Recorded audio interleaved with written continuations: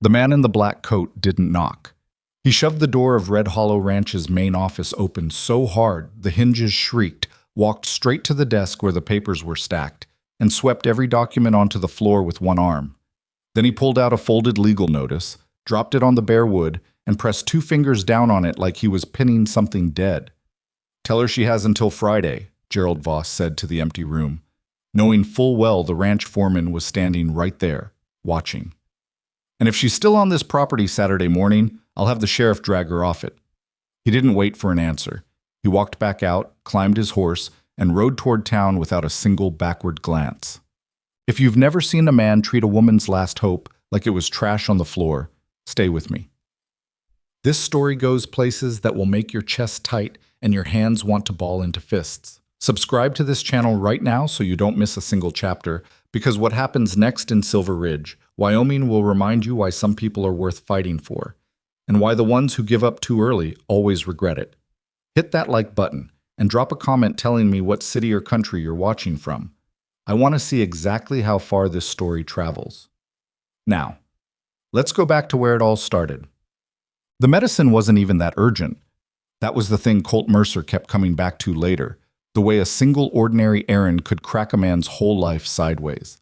His Uncle Roy had twisted his knee bad the week before, bad enough that walking across the yard had become a project. The doctor in Laramie had sent word that a specific liniment would help, something they didn't stock in Silver Ridge, and the supply train was scheduled to bring it in on Thursday morning. So Colt had ridden in. He'd meant to collect the package from the station master, maybe stop for coffee at Hattie's counter, and be back at the ranch before noon. Roy's cattle didn't tend themselves, and there were two fence sections along the eastern pasture that needed restringing before the first hard frost. He had approximately 40 minutes of plans. What he got instead was the rest of his life rearranging itself without his permission. The train arrived 3 minutes early, which almost never happened. Colt was still at the station master's window, signing for the package, when the whistle cut through the cold air and the brakes ground the whole iron machine down to a stop. Steam rolled across the platform in thick white clouds. Passengers started stepping off. Drummers with sample cases, a family with too much luggage, a pair of cowboys who looked like they'd slept the whole way from Cheyenne. Colt picked up the wrapped package and turned to leave. That was when he saw her. She came off the train third from the last, and she was carrying her own bag, which immediately told him something. No porter, no companion, no one to hand her things or steady her on the steps. She wore a dark green traveling coat that was good quality but not new, and her hair was pinned up tight the way women did when they were trying to look capable rather than pretty. She scanned the platform the moment her feet hit the boards, the way a person does when they're expecting trouble and want to locate it before it locates them. It took Colt 3 full seconds to understand what he was looking at. 3 seconds where his brain was doing that particular kind of stuttering that happens when reality serves up something it has absolutely no business serving up. Then it landed. Evelyn. Not Evelyn the way memory kept her, which was younger, softer, standing in her father's yard in a pale yellow dress, with her hair loose and her laugh carrying across the field like it didn't cost her anything. That version of Evelyn had lived in the back corner of his chest for 11 years, preserved the way old photographs are preserved, a little faded at the edges, too still to be completely real. This Evelyn was real. Entirely, uncomfortably real. She was 34 now. He calculated that without meaning to, and whatever the years between then and now had done to her, they hadn't done it gently.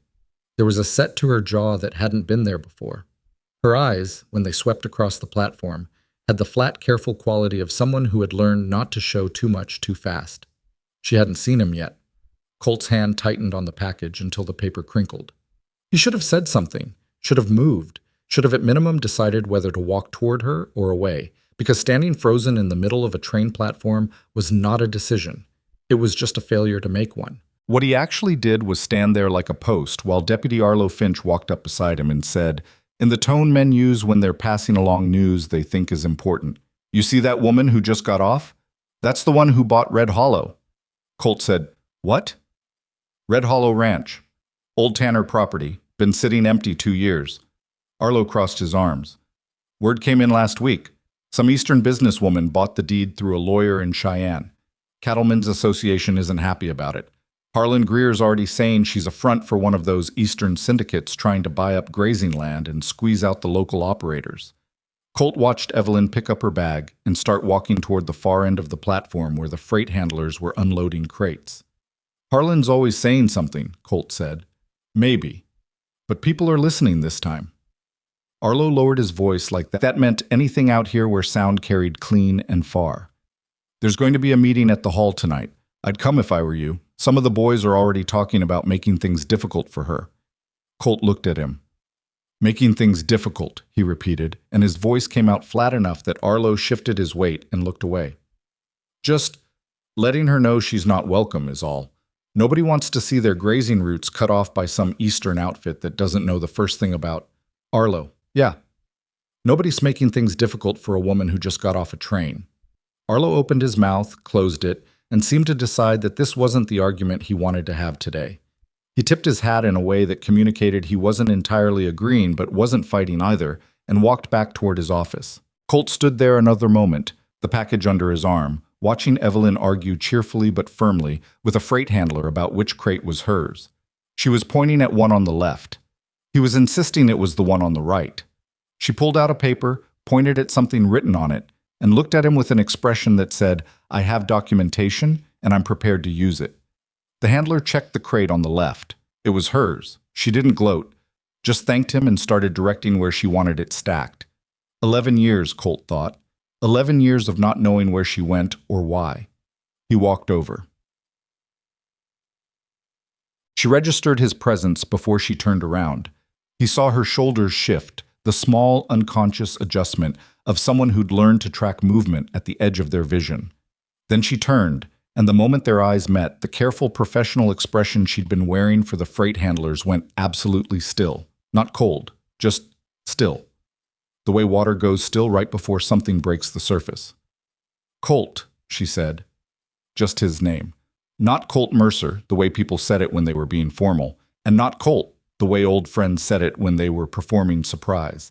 Just his name, in a voice that told him she wasn't surprised at all, which meant she'd known he was here, which meant she'd done research before buying a ranch in a county she'd once known him to live in. That thought sat in his chest strange. Not bad strange. Just strange. "Evelyn," he said. They looked at each other for a moment that stretched past comfortable and kept going. "You look good," she said finally. "You look tired." She blinked, and then, for just a second, the professional composure slipped sideways and she laughed. It wasn't the big, easy laugh he remembered from her father's yard. It was shorter, more worn around the edges, but it was real, and it hit him somewhere behind the sternum like a fist. Yes, she said. "That is accurate. I've been on trains for 4 days." "Where'd you come from?" "Pittsburgh." She glanced at the crates. "Originally. Stopped in Chicago, then Cheyenne, then here." Long way to come for a broken-down ranch. Something shifted in her expression. Not quite closing up, but bracing. "Red Hollow isn't broken down. It needs work, but the bones are solid. I've seen the reports." "You've seen reports," he said carefully. "You been out there in person?" "Not yet. I plan to go this afternoon." "On your own?" She gave him a look. "I'm capable of riding out to a property I own on my own, Colt." "I didn't say you weren't." He shifted the package to his other arm. "I said on your own. There's 12 miles of rough valley road between here and Red Hollow, and 2 of them flood when the creek runs high, and this time of year the creek runs high. I've pulled 3 wagons out of that stretch since September." Evelyn studied him for a moment with an expression he couldn't read. "Are you offering to take me?" she asked. "I'm offering to show you the roads that don't flood," he said. "What you do after that is your business." She agreed, which surprised him, though he tried not to show it. What didn't surprise him was what happened in town while she arranged for her luggage to be brought to the hotel. It started with Harlan Greer, who owned the largest cattle operation in the valley, and seemed to regard any change in the local landscape as a personal threat. Spotting Evelyn outside the dry goods store and walking over with 2 of his ranch hands flanking him like punctuation. Colt saw it from across the street and started moving before he'd consciously decided to. Harlan was a big man. Not fat, but large the way some men get when they've spent 30 years doing hard work and eating well. He had a face that looked permanently sunburned and a voice that carried like he was always addressing a group even when he was only talking to one person. "You the one who bought Tanner's old place?" he said to Evelyn, not bothering with a greeting. Evelyn turned from the store window to face him. "I am. Evelyn Hart, and you're Harlan Greer. My family's been running cattle in this valley for 22 years. He looked her up and down in the particular way that was designed to communicate that what he saw did not impress him. "Where you from?" "Pennsylvania originally, most recently Pittsburgh." "Pittsburgh." He said it like it confirmed something. "And you know cattle?" "I know the livestock business," she said evenly. "My father ran—" "I'm not talking about the business," Harlan said. "I'm talking about cattle, winter grazing, water rights, which routes go through whose land and how that's worked here for 2 decades. He leaned slightly forward, not threatening exactly, but occupying more space than the conversation required. "Because Red Hollow's east grazing border runs along a route 3 other ranchers use during winter drive. That arrangement's been in place since Tanner was running the place. We'd like to know if you intend to honor it." "I'd need to review the specific terms before—" "The terms are that it's always been done that way," Harlan said, and there was something in his voice now that wasn't quite a threat, but was in the neighborhood. Colt stepped up beside Evelyn. He didn't say anything, he just stood there. Harlan looked at him, and something calculated moved through his eyes. "Mercer," he said. "Harlan. You know this woman?" "I do." Harlan looked between them. "From where?" "That's not your business," Colt said. His voice was pleasant enough that it took a second to land that he wasn't being pleasant at all. Harlan's jaw tightened. "The grazing routes are everybody's business." "Then she'll look at the written arrangements and get back to you when she's had time to review what she actually agreed to when she bought the property," Colt said. "Which I expect is a fair sight more than you think she agreed to, because you've been trying to work that rote negotiation into a permanent easement for 3 years, and Tanner always told you no." The silence that followed that statement had some weight to it. One of Harlan's ranch hands looked at the ground. The other looked at Harlan. "You'd do well," Harlan said slowly, "to think about who your friends are in this valley, Mercer, before you start aligning yourself with Eastern money that's going to be gone by spring." "I'll think about exactly who my friends are," Colt said. "You do the same." Harlan held his gaze for 3 more seconds, Colt counted, then turned and walked away, his men trailing behind him. Evelyn waited until they were half a block gone, then said quietly, "You didn't have to do that. I know. I can handle men like Harlan Greer." "I know that too." He looked at her. "I wasn't doing it because I thought you couldn't. I was doing it because I wanted to." She looked back at him, and again he got that careful Stillwater expression, and he genuinely could not tell what was underneath it. "All right," she said finally. "Show me these roads that don't flood." The ride out to Red Hollow took 2 hours because Colt took the longer route along the ridge, partly to avoid the flooding creek crossing he'd mentioned, and partly, though he didn't say this, because he needed time to get his thoughts in order, and open country on horseback was still the best place he'd found for that purpose. Evelyn rode well. He noticed that immediately and revised his mental image accordingly. Whatever she'd been doing in Pittsburgh for the last 11 years, she'd kept up with horses. She sat easy in the saddle and navigated the unfamiliar terrain by watching the ground ahead rather than pulling on the reins every time something surprised her. They didn't talk much for the first hour. The silence wasn't uncomfortable exactly. It was more like 2 people who had been careful with each other for a long time, for different reasons, finding that old careful habit reasserting itself. Then Evelyn said, without looking at him, "I know you want to ask why I left." Colt was quiet for a moment. "I wasn't going to ask." "You're thinking it." "I've been thinking it for 11 years. I can wait another hour." That made her glance at him, surprised, and then something softened fractionally in her expression. She looked back at the trail. "My father's business was in trouble," she said. "It had been in trouble for years and he'd been hiding it. From me, from the investors, from everyone. When I found out the full scope of it, I had a choice. Walk away and let everything collapse, or go back to Pittsburgh and try to hold it together." A pause. "I was 23. I didn't know how to say goodbye to anything I wasn't sure I'd come back from." "So you didn't say anything at all?" "So I didn't say anything at all." Her voice was flat, not defensive. "It was wrong. I know it was wrong. I'm not asking you to tell me it was fine. Colt let that sit for a while. Is the business still in trouble? He asked finally. It's always been in trouble, she said. That's why I'm here. Red Hollow is the last real asset the company has that the creditors haven't already gotten their hands into. If I can build a breeding operation that shows real returns in the next 18 months, I can restructure the debt and keep the company alive. She paused. If I can't... She didn't finish the sentence. She didn't need to. How many people depend on the company? Colt asked. Directly? 60-something workers and their families. Indirectly, the ranchers who have contracts with us for breeding stock. Probably another 200 families across 3 states. He looked at her sideways. That's a lot of weight to carry alone. Yes, she said simply. It is. They rode in silence again for a while, and somewhere in that silence something shifted between them. Not resolved, nothing as neat as that, but acknowledged. The way you can acknowledge a scar without having to retell the whole story of how it got there. Red Hollow Ranch was everything the name suggested.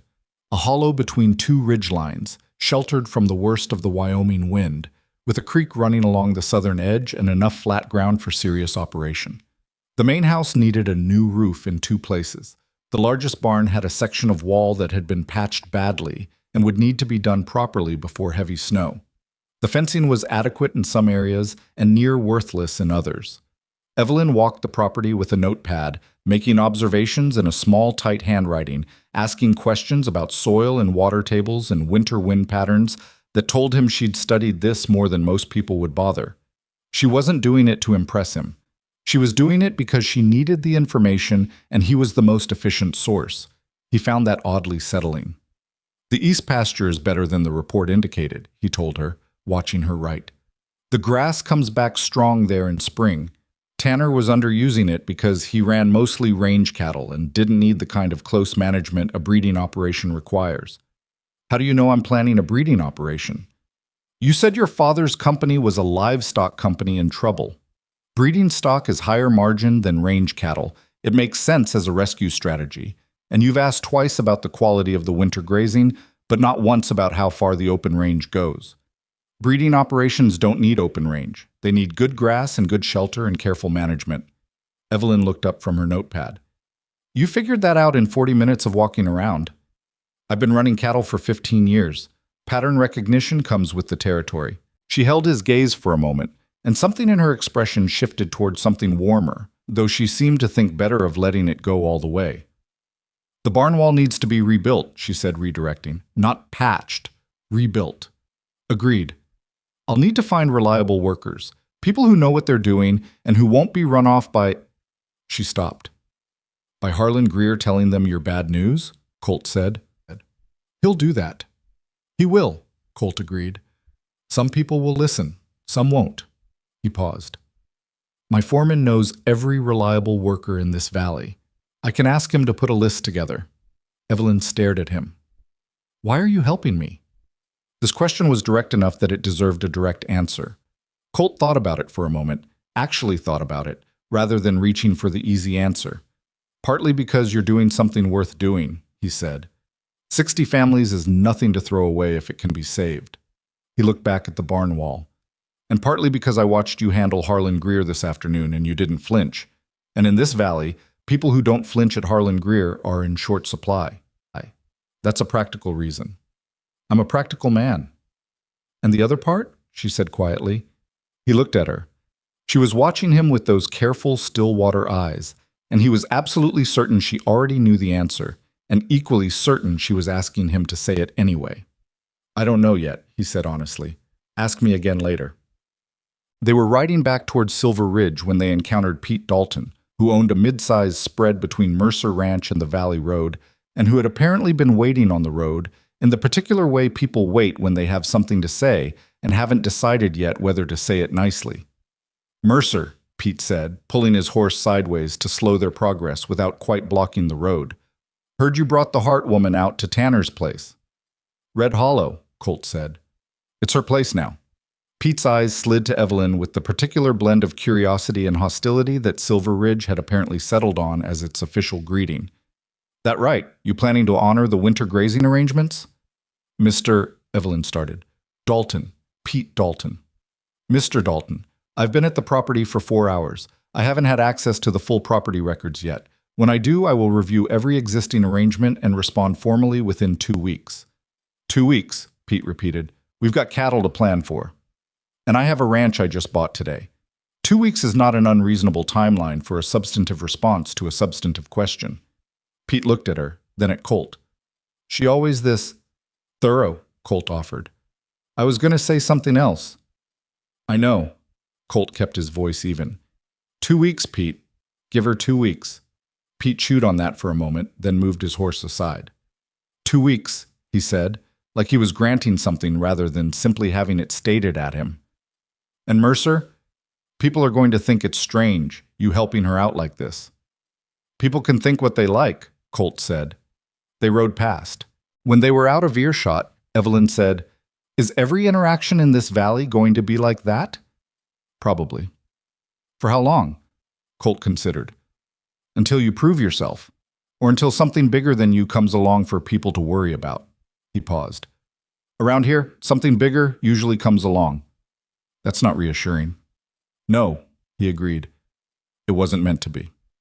Back in Silver Ridge, Colt saw Evelyn to the hotel and handed back to her the notes she'd dropped when her horse had shied at a jackrabbit on the trail. He'd caught them before the wind took them, which she hadn't noticed until now, and the look she gave him when he pulled them from his coat pocket told him she was reassessing something. Thank you, she said, for today. You'll need someone to vouch for you at the cattlemen's meeting next week, he said. If you go alone, they'll eat you alive. If you go with someone who's been in this valley long enough that people know better than to be stupid in front of, it'll go differently. Evelyn studied him. Are you offering to go with me? I'm saying it would be useful. Colt. She stopped. Why are you really doing this? He held her gaze for a long moment. Because you came back, he said finally. I don't know why, and I don't know how long you're planning to stay, and I know better than to read too much into a woman showing up in my county with 1,200 miles of train track behind her and a business plan under her arm. He shifted his weight. But you came back, and I'd rather be standing next to you when things get hard than find out later I had the chance and didn't take it. Evelyn was quiet for a long moment. The wind moved between them, cold and sharp, the way Wyoming wind got in October. There's a lot you don't know, she said, about what I'm dealing with. What's coming? Then tell me, he said. Not tonight. When you're ready. But tell me. She looked at him, and this time the careful composure dropped just far enough that he caught what was underneath it. Not softness exactly, but something tired and something stubborn, and something that was maybe the early suggestion of trust. The cattlemen's meeting, she said. What time? 7. I'll meet you here at 6:30. 30, she said, and went inside. Colt stood on the hotel steps in the cold for a moment longer than necessary, listening to the last of the day's wind come down off the ridge. Then he went to collect his uncle's medicine, which he'd left sitting in his saddlebag all afternoon. Roy was going to have opinions about all of this. Roy always had opinions. Colt was almost looking forward to hearing them. Roy Mercer said exactly what Colt expected him to say. He said it from the kitchen table, with his bad knee propped on a stool and a cup of coffee going cold at his elbow, while Colt stood at the counter rubbing liniment into his hands from the jar he'd finally remembered to collect from his saddlebag. Roy listened to the whole account without interrupting, which was unusual for him, and when Colt finished, Roy picked up his coffee, found it cold, set it back down, and said, You're already in it, aren't you? It wasn't a question. I don't know what you mean, Colt said. Yes, you do. Roy shifted his knee on the stool and winced. 11 years you didn't hear a word from that woman. 11 years you kept this ranch running and didn't mope about it much, and built something solid and sensible. And she gets off one train, and you spend the whole afternoon riding her out to a property 12 miles away and standing between her and Harlan Greer. Someone had to. Uh-huh. Roy looked at him with the particular expression of a man who had known someone since birth and had no patience left for nonsense. You going to that cattlemen's meeting with her? Probably useful if I do. Colt. Roy. I'm not telling you what to do, Roy said. You're 35 years old and you run your own ranch. I'm just observing that you went in to collect a jar of liniment and came back 4 hours later with a whole new set of problems that belonged to somebody else." Colt looked at his uncle for a moment. Roy was 61, with a face like old saddle leather and eyes sharp enough to cut wire, and he had a habit of being right about things that was occasionally infuriating. "She's got 200 families depending on her," Colt said, "directly and indirectly. She's trying to save something real." "I know," Roy said. "That's not what worries me." He reached for his coffee again, remembered it was cold, and pushed it away. "What worries me is that you're going to help her do it, and in the process get your heart broken so thoroughly that even I can't fix it." "My heart's fine." "Your heart," Roy said firmly, "has been in storage since she left, and now she's back and you don't know why she really came back, or how long she's staying, or what she's going to do when this ranch business is settled one way or another." He paused. "Those are important things to not know." Colt didn't say anything, because Roy wasn't wrong, and lying to Roy was a waste of energy. "Go to the meeting," Roy said finally. "Help her. You're going to do it anyway, and I'd rather you did it knowing what you're risking." He reached over and picked up the liniment jar. "And next time you go into town, try to be back before dark. My knee doesn't hurt any less for waiting." The cattlemen's meeting was held in the back room of the Silver Ridge Grange Hall, which smelled like sawdust and old arguments, and had enough lanterns hung that you could see every expression clearly whether you wanted to or not. Colt arrived with Evelyn at 6:47, which meant most of the ranchers were already seated and had already formed opinions, because that was how these meetings worked. The real decisions happened in the 13 minutes before anyone called the room to order. He felt the shift in the room the moment they walked in. Not dramatic, not a sudden silence, just the particular quality of attention that a space develops when something unexpected enters it.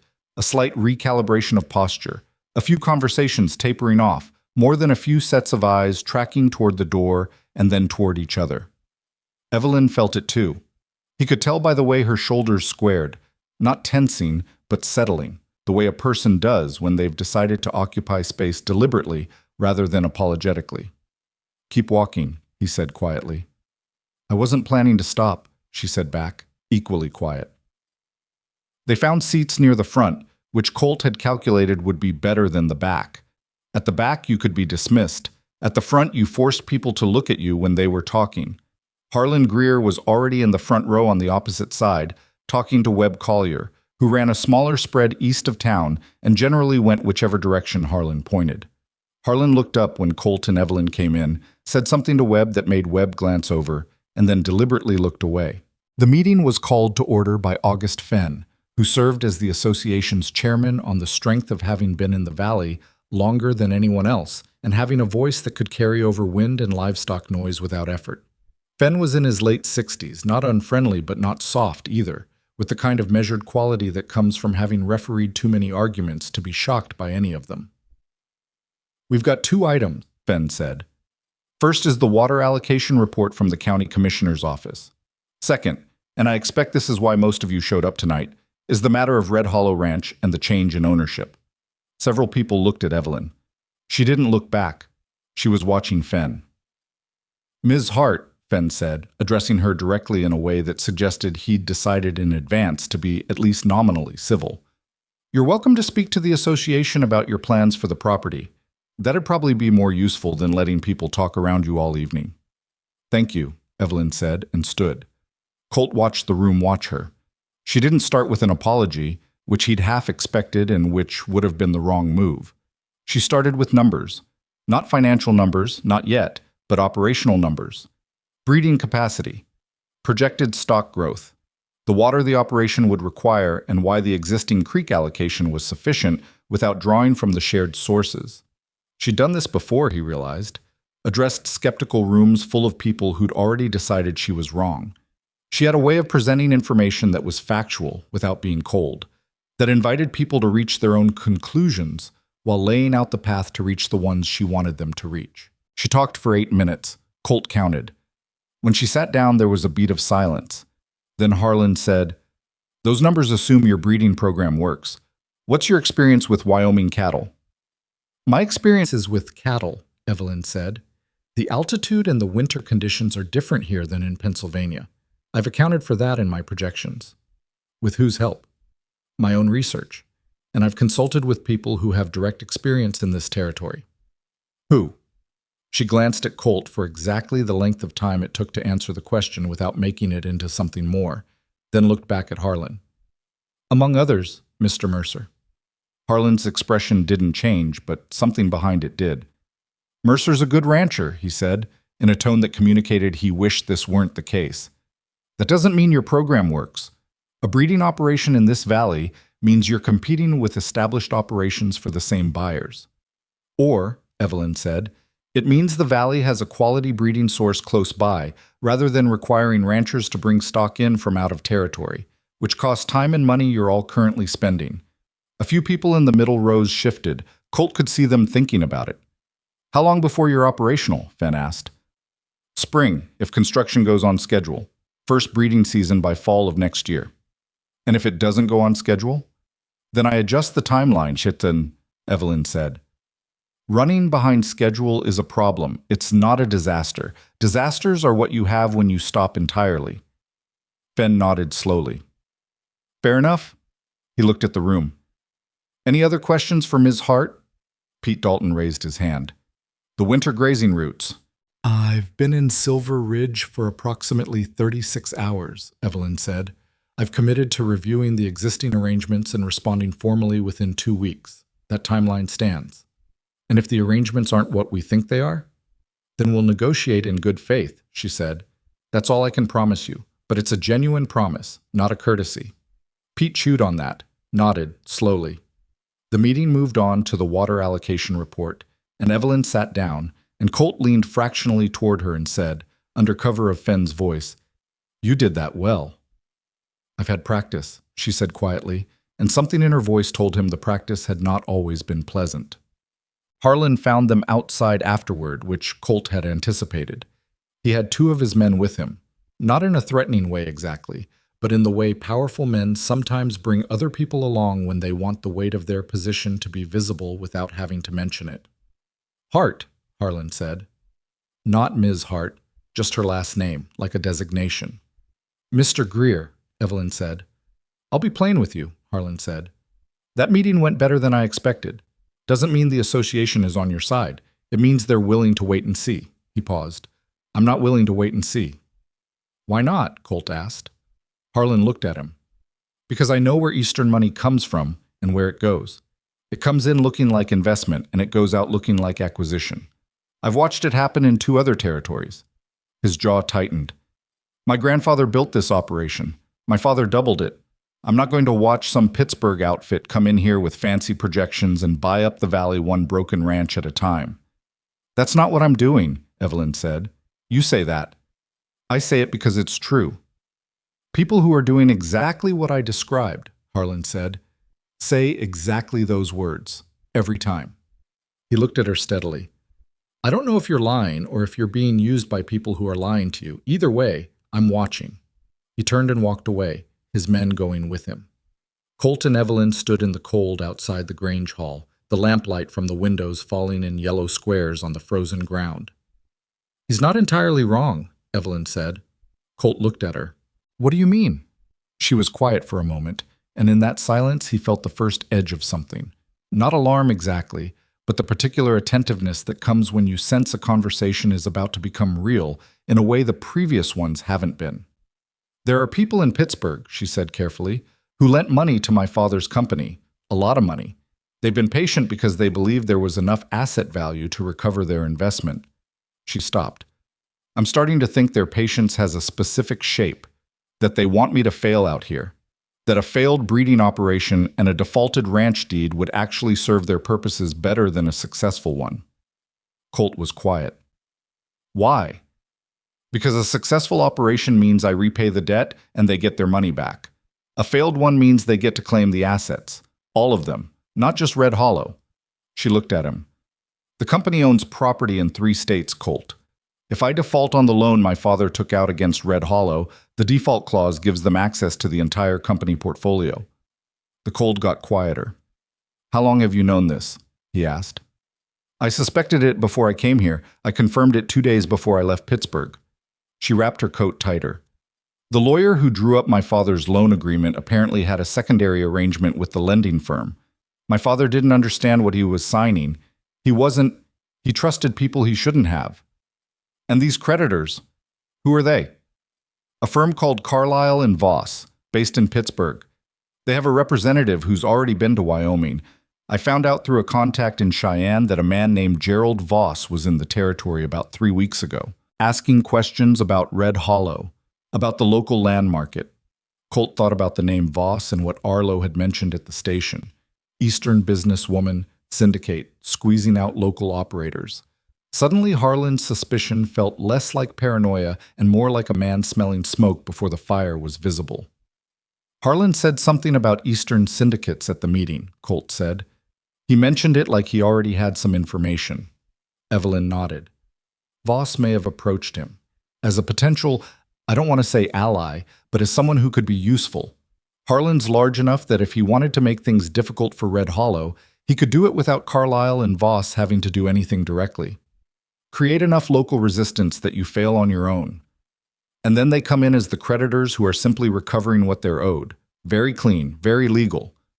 Colt looked out at the dark street, at the lamplight from the saloon across the way, at the horse tied to the post in front of the hotel, who was asleep standing up with one hind hoof cocked. You came here anyway, he said. There wasn't anywhere else to go. You could have let it go, surrendered the company, walked away. And 60-something workers and their families lose their livelihoods so a Pittsburgh firm can sell the assets for 30 cents on the dollar, she said. Yes, I could have done that. Her voice was level, not dramatic. I decided not to. Colt turned and looked at her directly. You need to tell me all of it, he said. Everything you know about Carlyle and Voss, about the loan structure, about what Voss was doing in Wyoming. All of it. He paused. Not tonight, but soon. Because if you're right about what they're planning, the things that are going to happen to you won't just be Harlan Greer making faces at the Grange Hall. They'll be real, and they'll be coordinated, and you're going to need people in this valley who know what's actually coming. Evelyn looked at him for a long moment. Why does it matter to you what's coming? She said. You have your own ranch, your own operation. This isn't your fight. No, he agreed. It isn't. He held her gaze.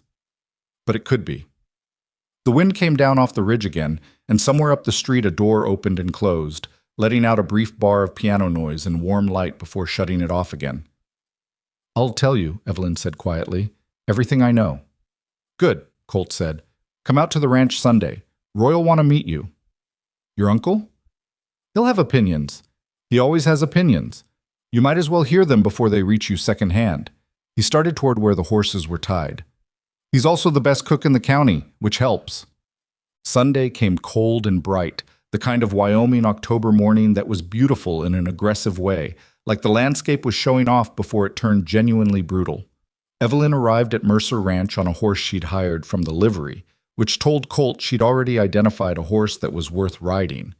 Not the docile one that the liveryman pushed on visitors, but the solid bay mare in the third stall who was less pretty but had better feet. Roy met her at the door with coffee and no particular ceremony, which was about as warm as Roy got with strangers. He sat her down at the kitchen table, asked her direct questions about breeding ratios and winter supplemental feeding in a voice that made it unclear whether he was being hospitable or testing her, and then listened to her answers with the same focused attention he gave to fence line reports and weather predictions.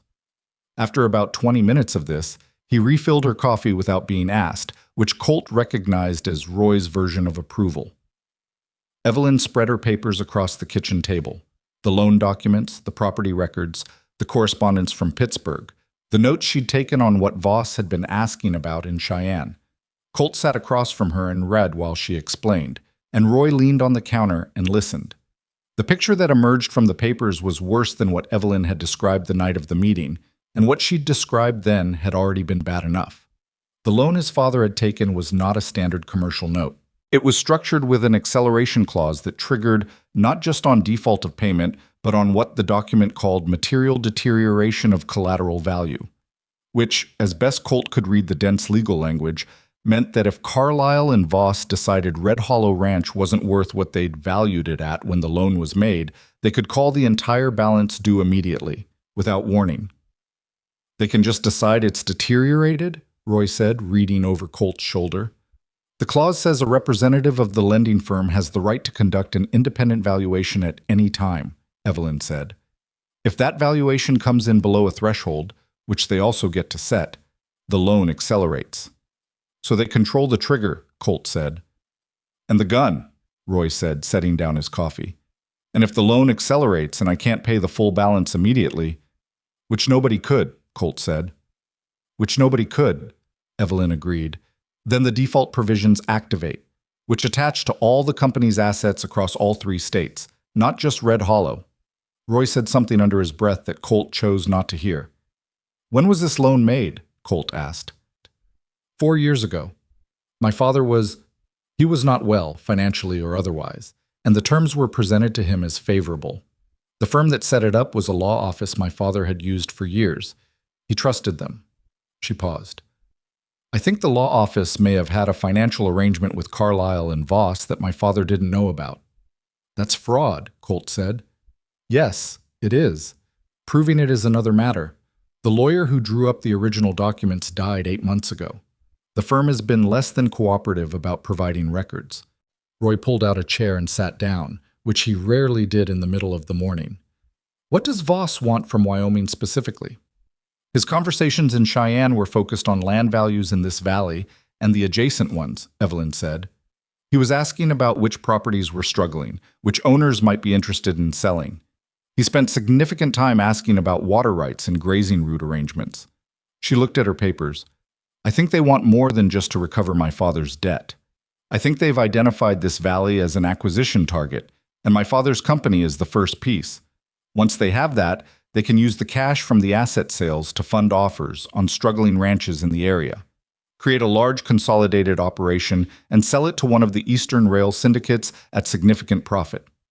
The kitchen was quiet. Outside, one of the horses in the near paddock made a complaint about something.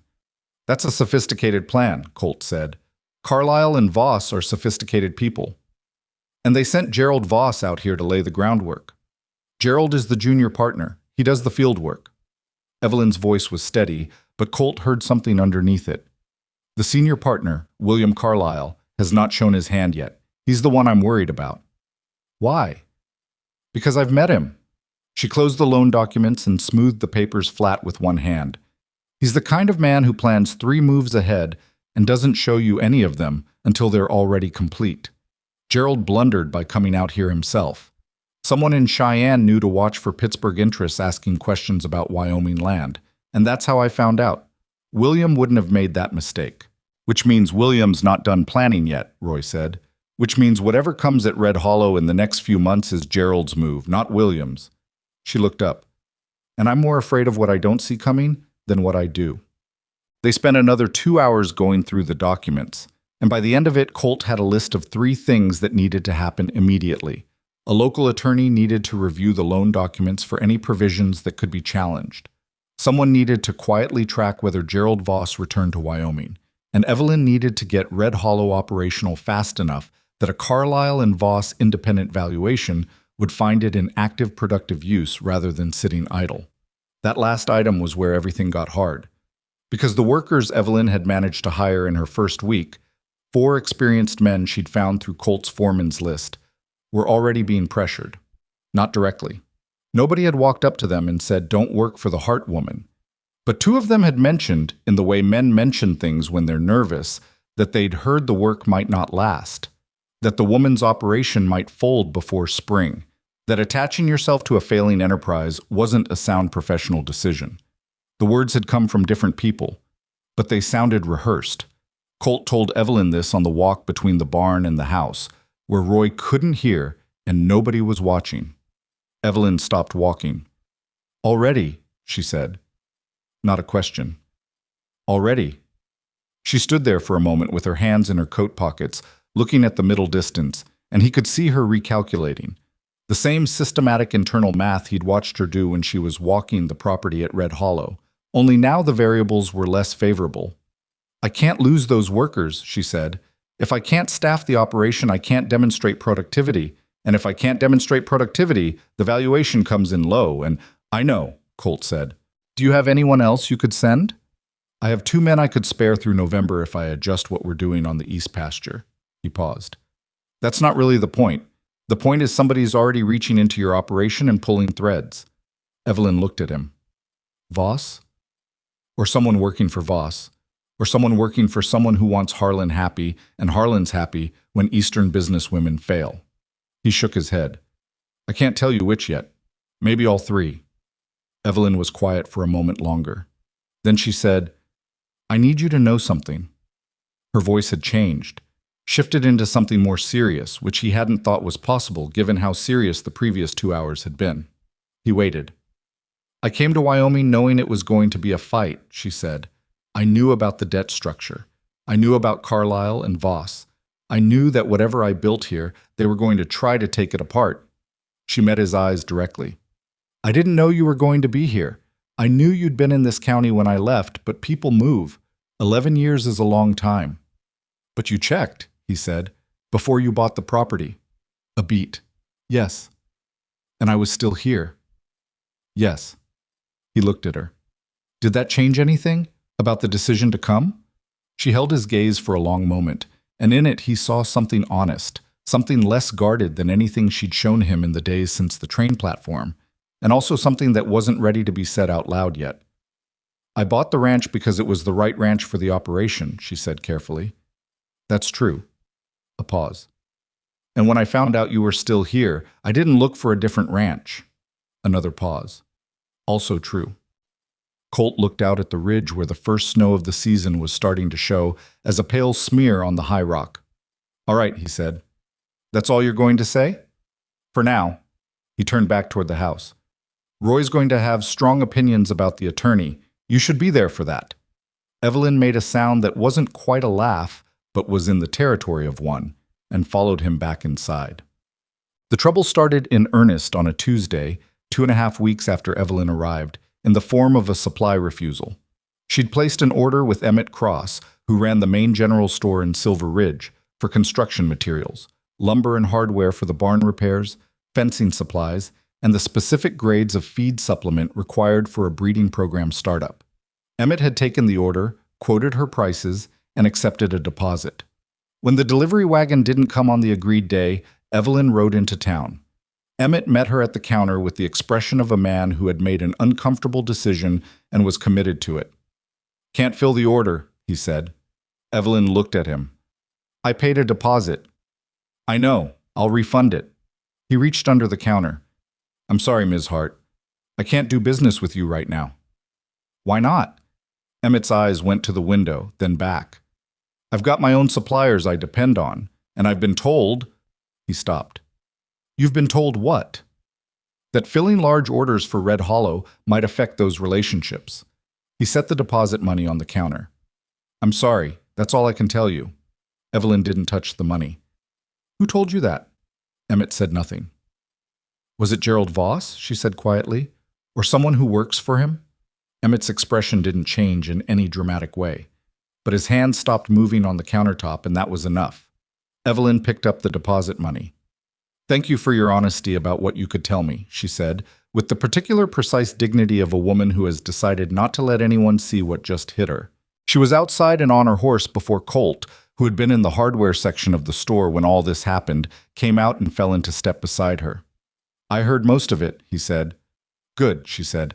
Then I don't have to explain it. Her voice was steady.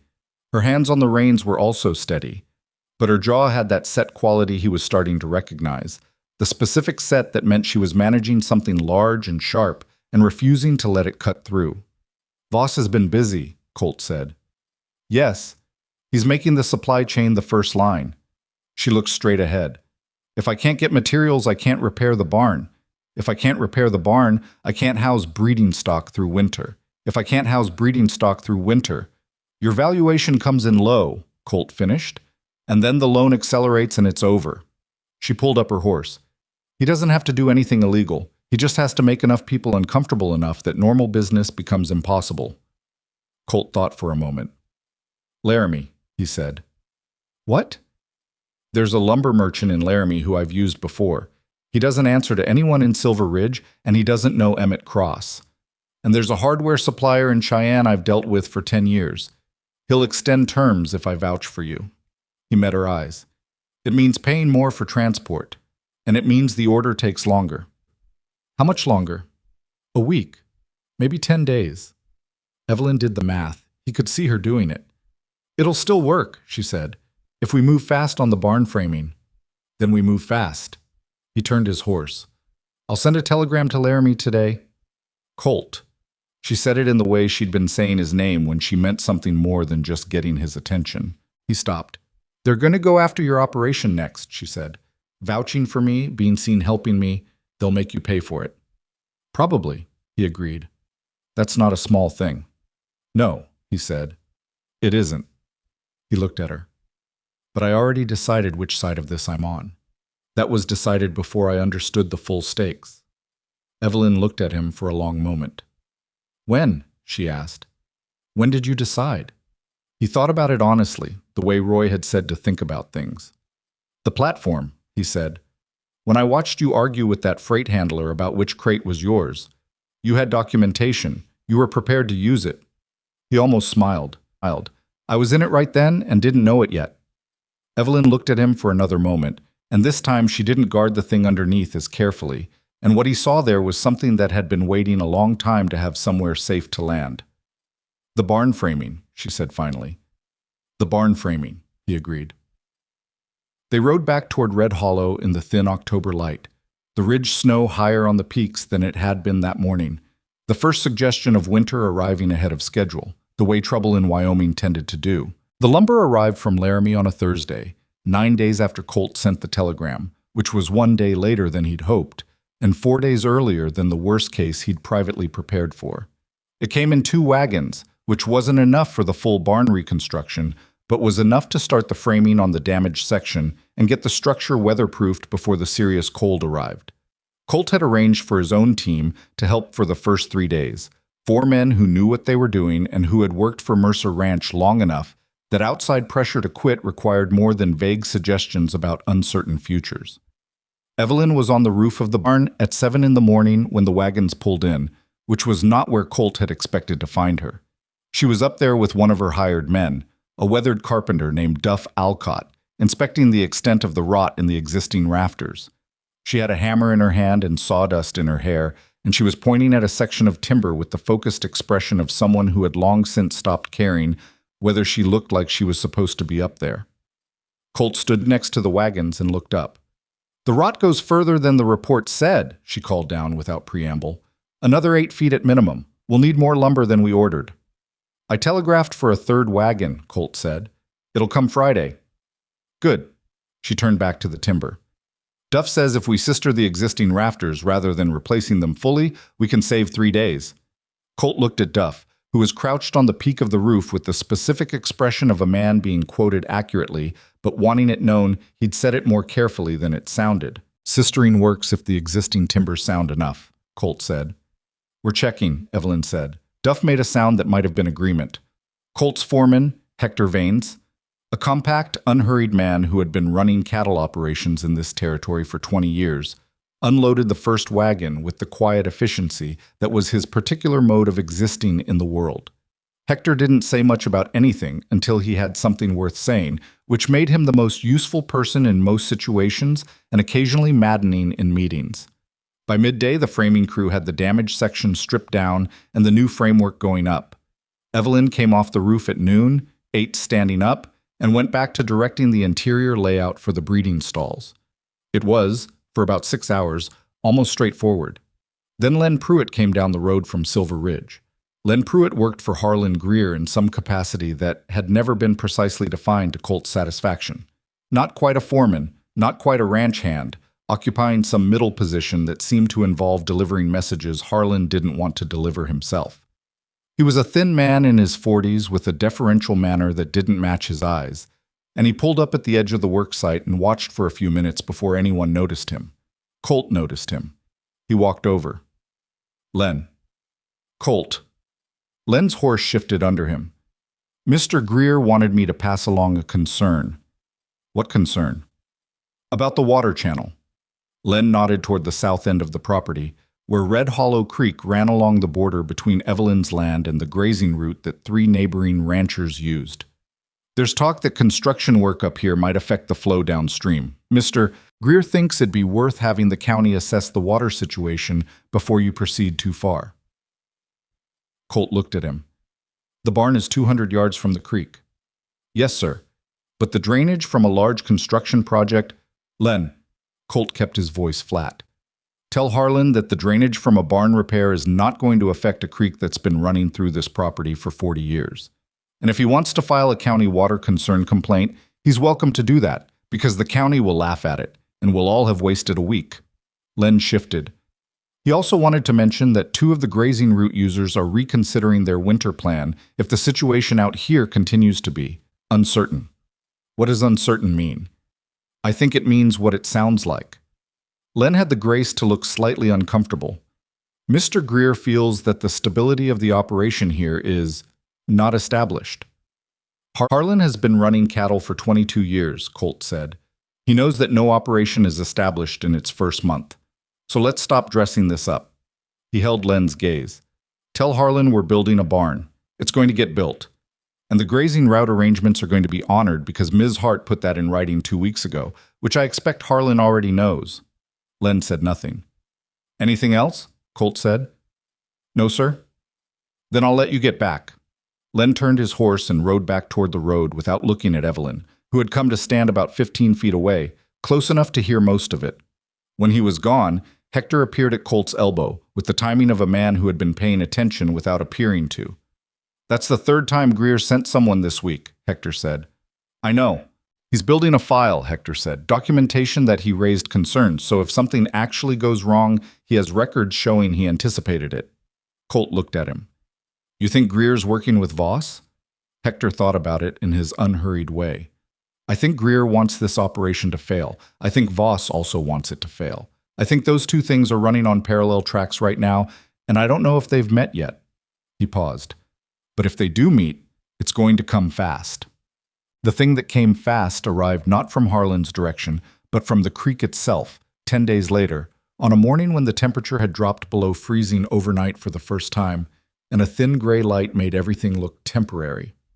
Colt was at Red Hollow when one of Evelyn's hands, a young man named Curtis Bale, who'd been reliable enough that Colt had stopped worrying about him, came running from the south pasture, out of breath, his face carrying the specific expression of someone who has seen something wrong enough that they ran to report it rather than walking. The channel, Curtis said. Somebody broke the channel. The water channel on the eastern edge of the property was not a dramatic piece of infrastructure. It was a wooden diversion structure that Tanner had built years ago to direct a portion of the creek flow to the south pasture during dry months. It wasn't essential in winter, but it was connected to a larger drainage arrangement that kept the lower barnyard from flooding when the creek ran high, which it was currently doing. Someone had broken 3 of the sluice boards and pulled out 2 of the support stakes. Not storm damage, the brakes were clean and the stakes had been pulled, not knocked loose. Done deliberately, and done recently, because Curtis had checked that section of the fence line the previous afternoon, and it had been fine. Evelyn stood at the channel looking at the damage with the expression Colt had come to associate with her worst moments. Not angry, not panicked, just very still and very focused, processing something she didn't want to be true. The lower yard will flood if the creek comes up another foot, she said. I know. Colt crouched down and looked at the broken boards. The cuts were made with a handsaw. Whoever had done this had brought a saw with them, which meant it was planned, not opportunistic. Can we repair it today? We can patch it, Colt said. Proper repair needs new boards cut to size. That's tomorrow at the earliest. Patch it today, she said. Whatever it takes. Hector and 2 men spent 3 hours in the cold constructing a temporary fix while Colt rode the fence line looking for any other damage. He found 2 sections of fencing on the eastern border that had been cut. Wire. Not broken by animals, cut clean with pliers. Nothing dramatic enough to let stock out immediately, but weakened enough that a winter storm would finish the job. He repaired those too, working in a temperature that had stopped dropping but hadn't started rising either. When he got back to the main house, Evelyn was at the kitchen table with her account books open, doing math that from the look on her face was not producing good answers. He sat down across from her without being invited. That had stopped being something he needed to wait for about 2 weeks ago. I need to file a report with Deputy Finch, she said without looking up. Yes. He'll take a report. He may or may not investigate. She turned a page. He won't find anything. Probably not, Colt agreed, but you need the report on file. If this escalates, when it escalates. When it escalates, he corrected, you need documentation that you reported each incident as it happened. He paused. There's an attorney in Laramie named Fletcher Rains who handles land disputes. I've had Roy's lawyer contact him about the loan documents. He wants to meet with you. Evelyn looked up. When? He can come to Silver Ridge next week, or we can go to Laramie. I'll go to him, she said immediately. I don't want him coming here right now. I don't want Voss knowing I've engaged legal counsel until I know what Rains thinks we have to work with. Colt nodded. That made sense. There's something else, Evelyn said.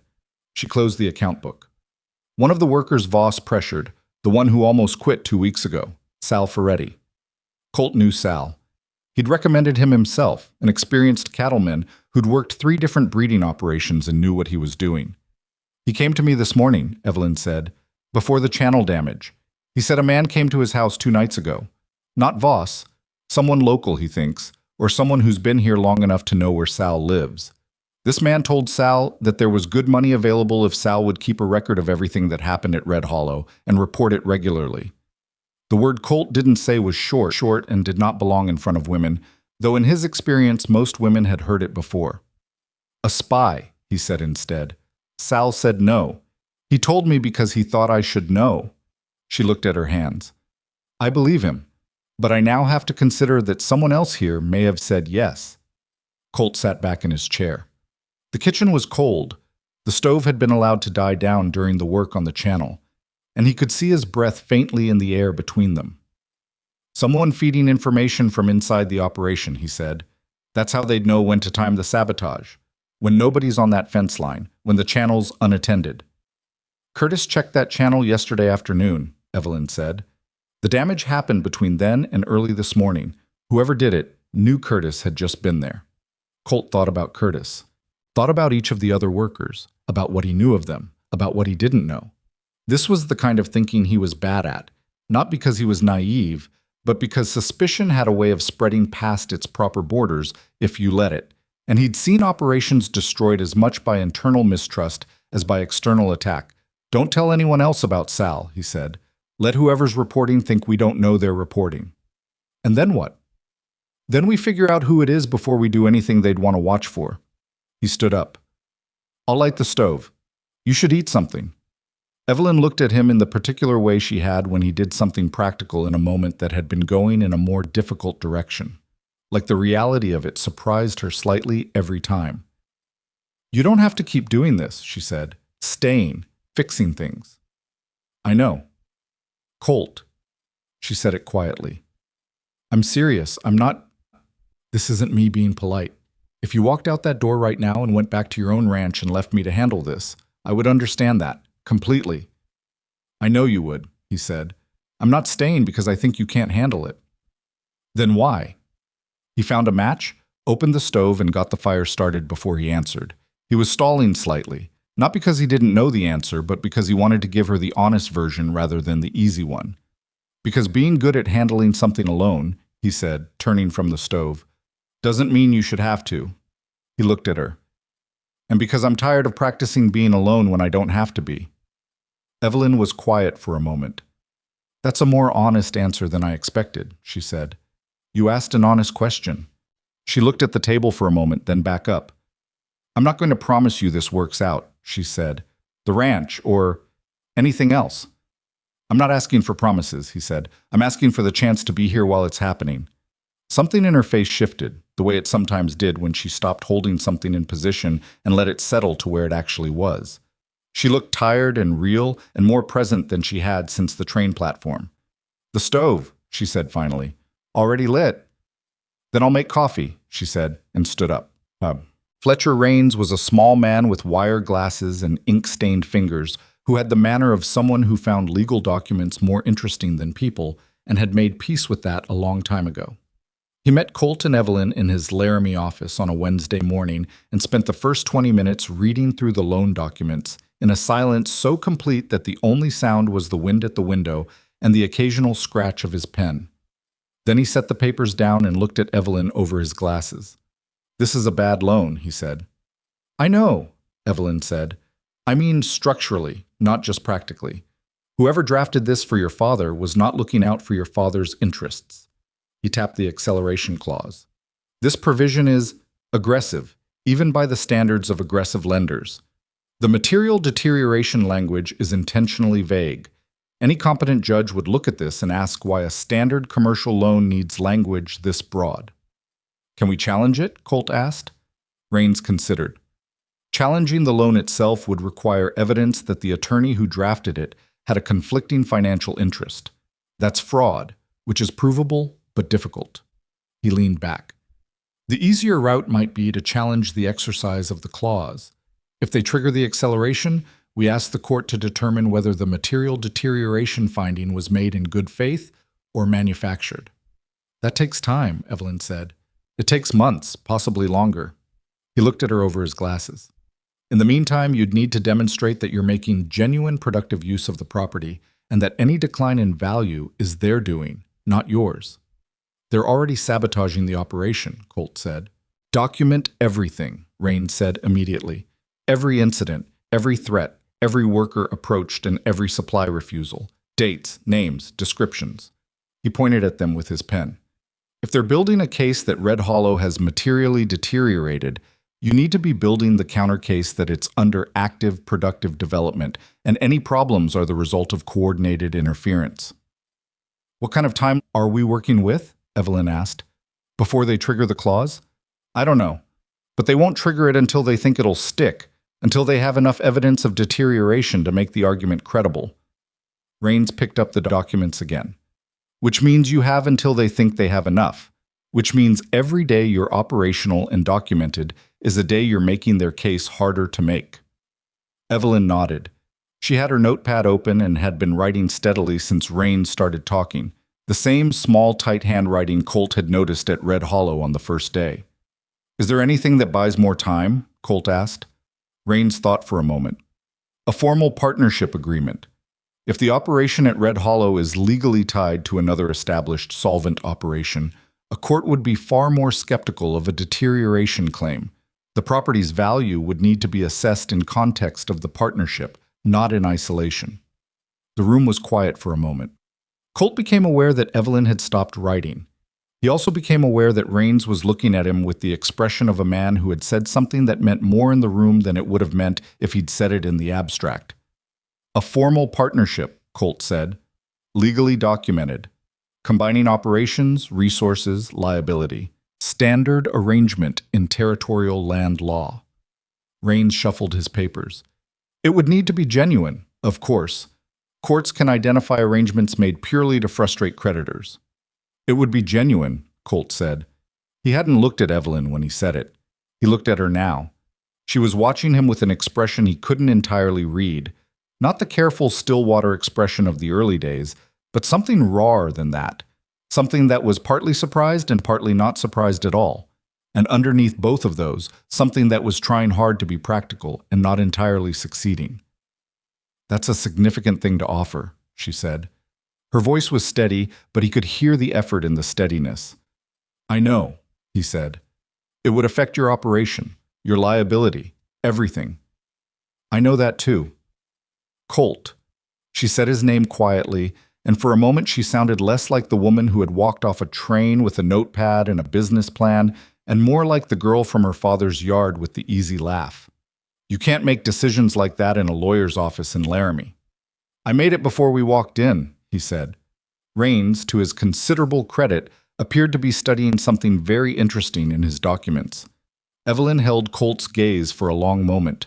The wind at the window kept doing what it was doing, indifferent to any of it. I need to think about it, she said finally. That's fair, Colt said.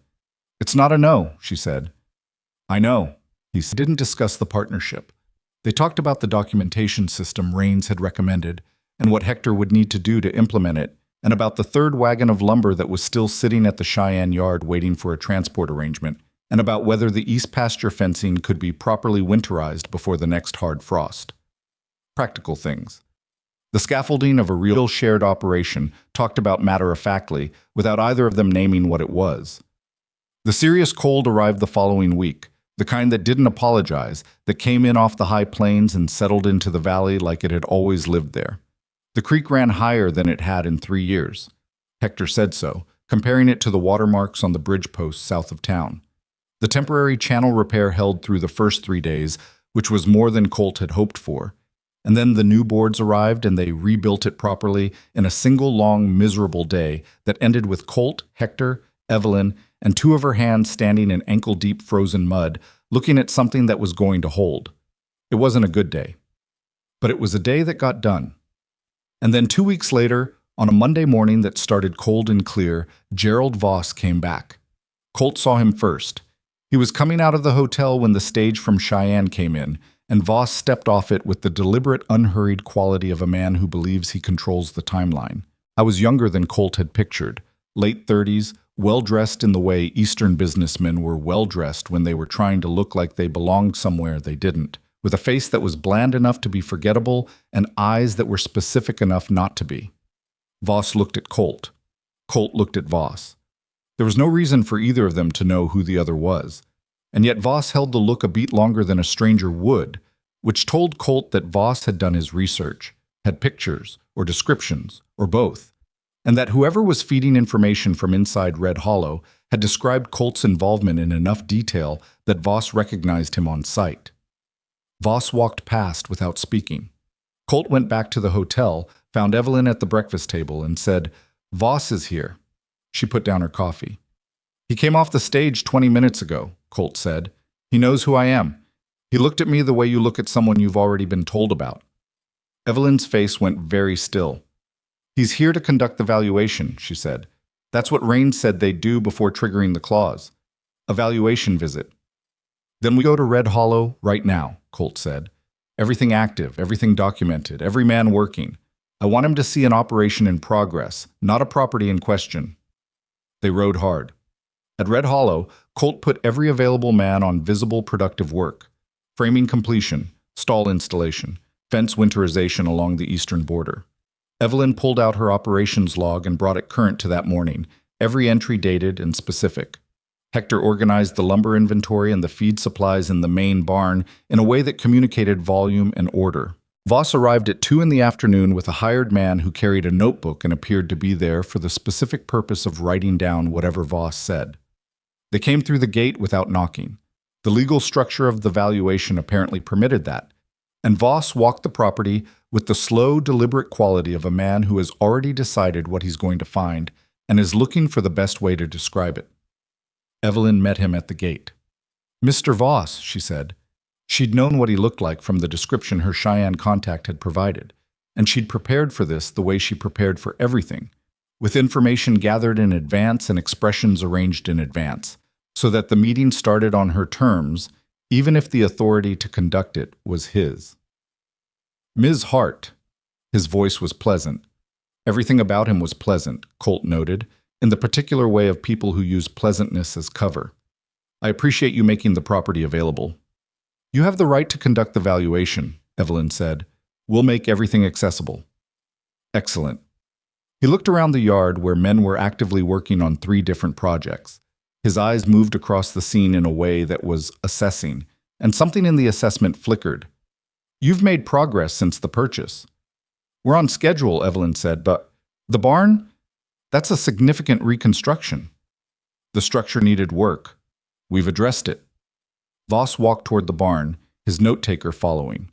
Evelyn walked beside Voss, which was deliberate. She was not going to let him examine anything without her present to provide context.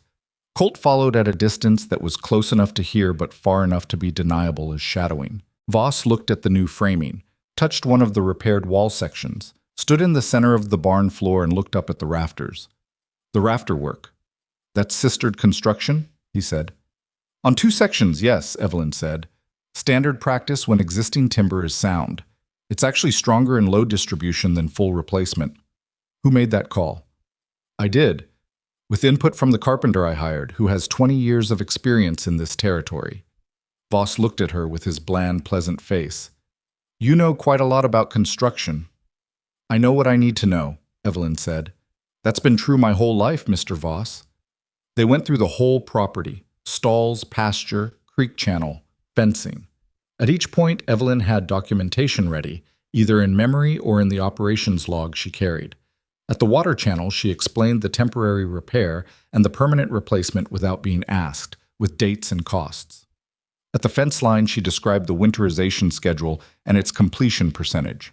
Voss wrote nothing himself. His note-taker wrote constantly. When they reached the eastern fence, the section that had been cut and repaired, Voss stopped and looked at it carefully. "This fencing is newer than the rest," he said. "That section was damaged," Evelyn said. "We repaired it." "Damaged how?" "Cut," she said, flat, without inflection. "We filed a report with Deputy Finch, a beat." "Cut," Voss repeated, "with pliers, deliberately." She met his eyes. Along with the water channel damage, which was also deliberate, all documented and reported. She paused.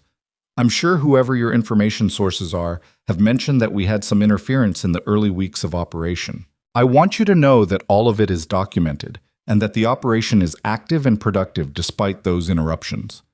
Voss looked at her for a moment. "I'm not aware of any interference," he said. "Of course not," Evelyn said pleasantly. Voss looked at the fence, then at Colt, who had come up beside Evelyn during the channel discussion and had not moved away. "Mr. Mercer," Voss said, "I understand you've been providing some assistance to Ms. Hart's operation." "That's right," Colt said. "In what capacity?" "Neighbor," Colt said, "and prospective business partner." Something moved in Voss's eyes. "Business partner." "We're in discussion about a formal arrangement," Colt said. He kept his voice easy. "Combining operations makes sense given the proximity of our properties and the complementary nature of our livestock programs. Ms. Hart's breeding capability and Mercer Ranch's established market relationships are a natural fit." Voss looked between them. "I see," he said. He said nothing else, but Colt watched him calculate, watched the adjustment happening behind the bland face, the revision of whatever plan he'd come here carrying. A formal partnership between Red Hollow and Mercer Ranch complicated the valuation picture significantly. Mercer Ranch was established, solvent, with a 15-year operating history.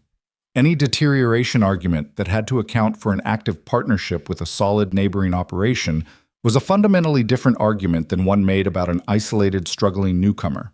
The note-taker wrote something. Voss thanked Evelyn for her time, which she acknowledged with a civility that cost her something, and he and his man walked back toward the gate. At the gate, Voss paused and turned back.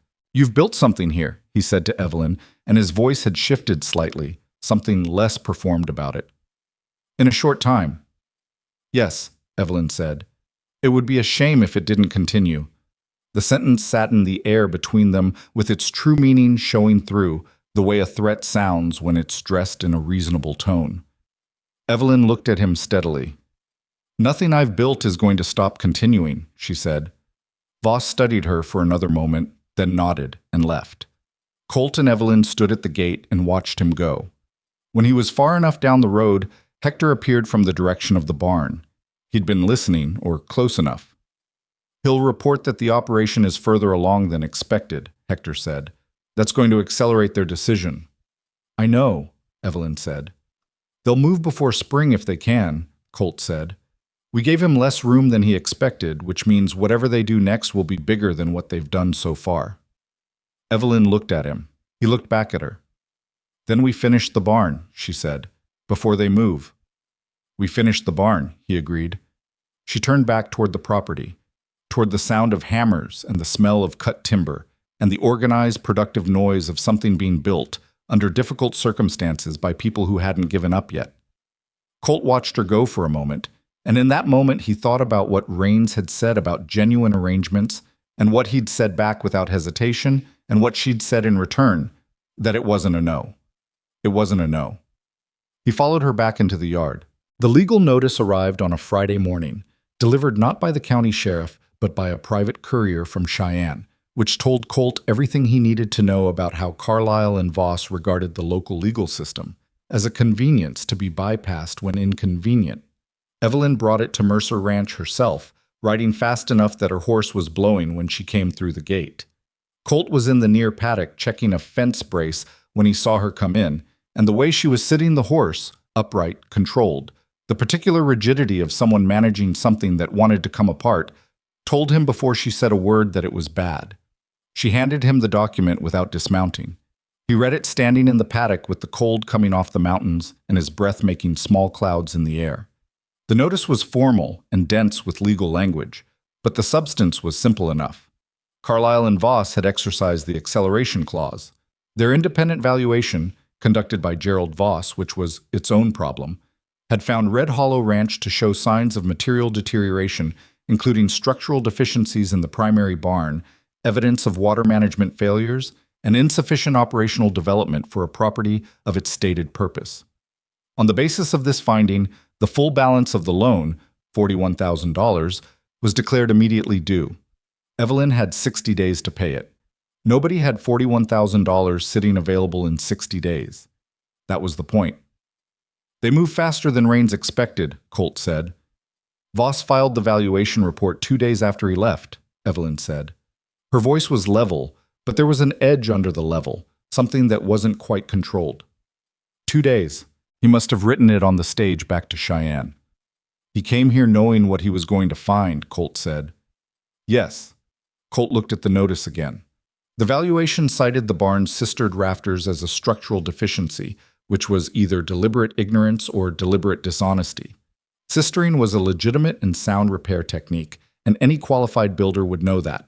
It cited the channel damage as evidence of water management failure, which meant Voss had looked at damage that someone on their side had likely caused and used it as evidence against her.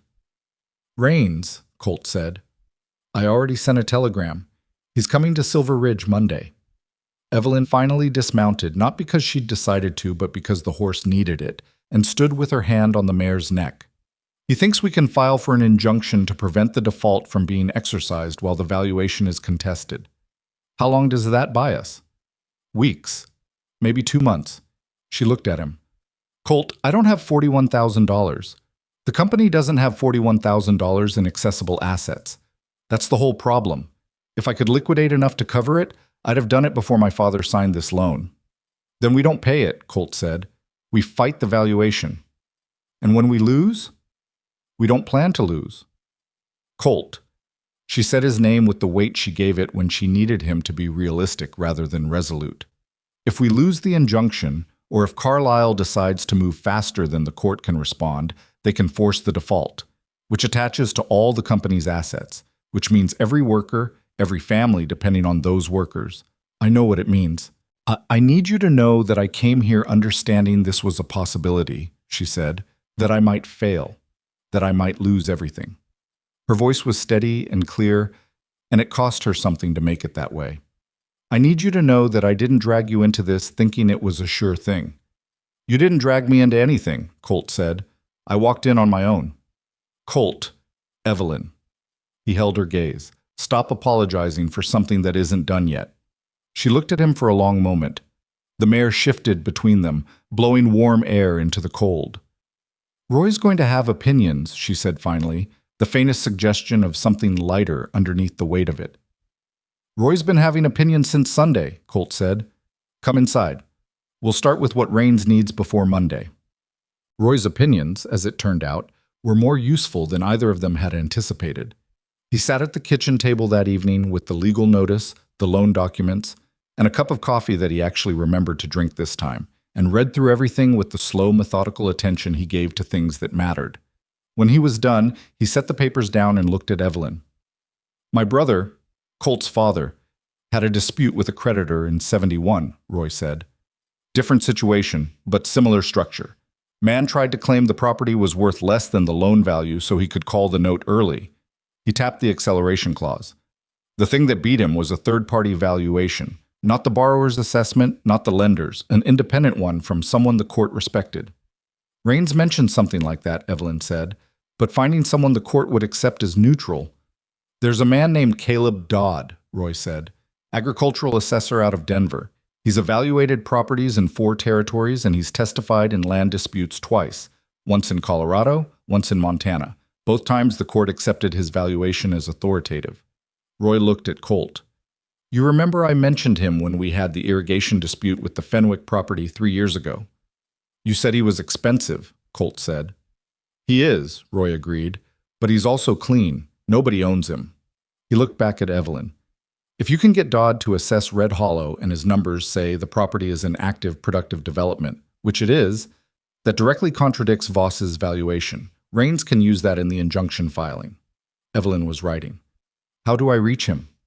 I'll send a telegram Monday morning, Roy said. I know the man who used him in the Montana case. He'll provide an introduction. Colt looked at his uncle.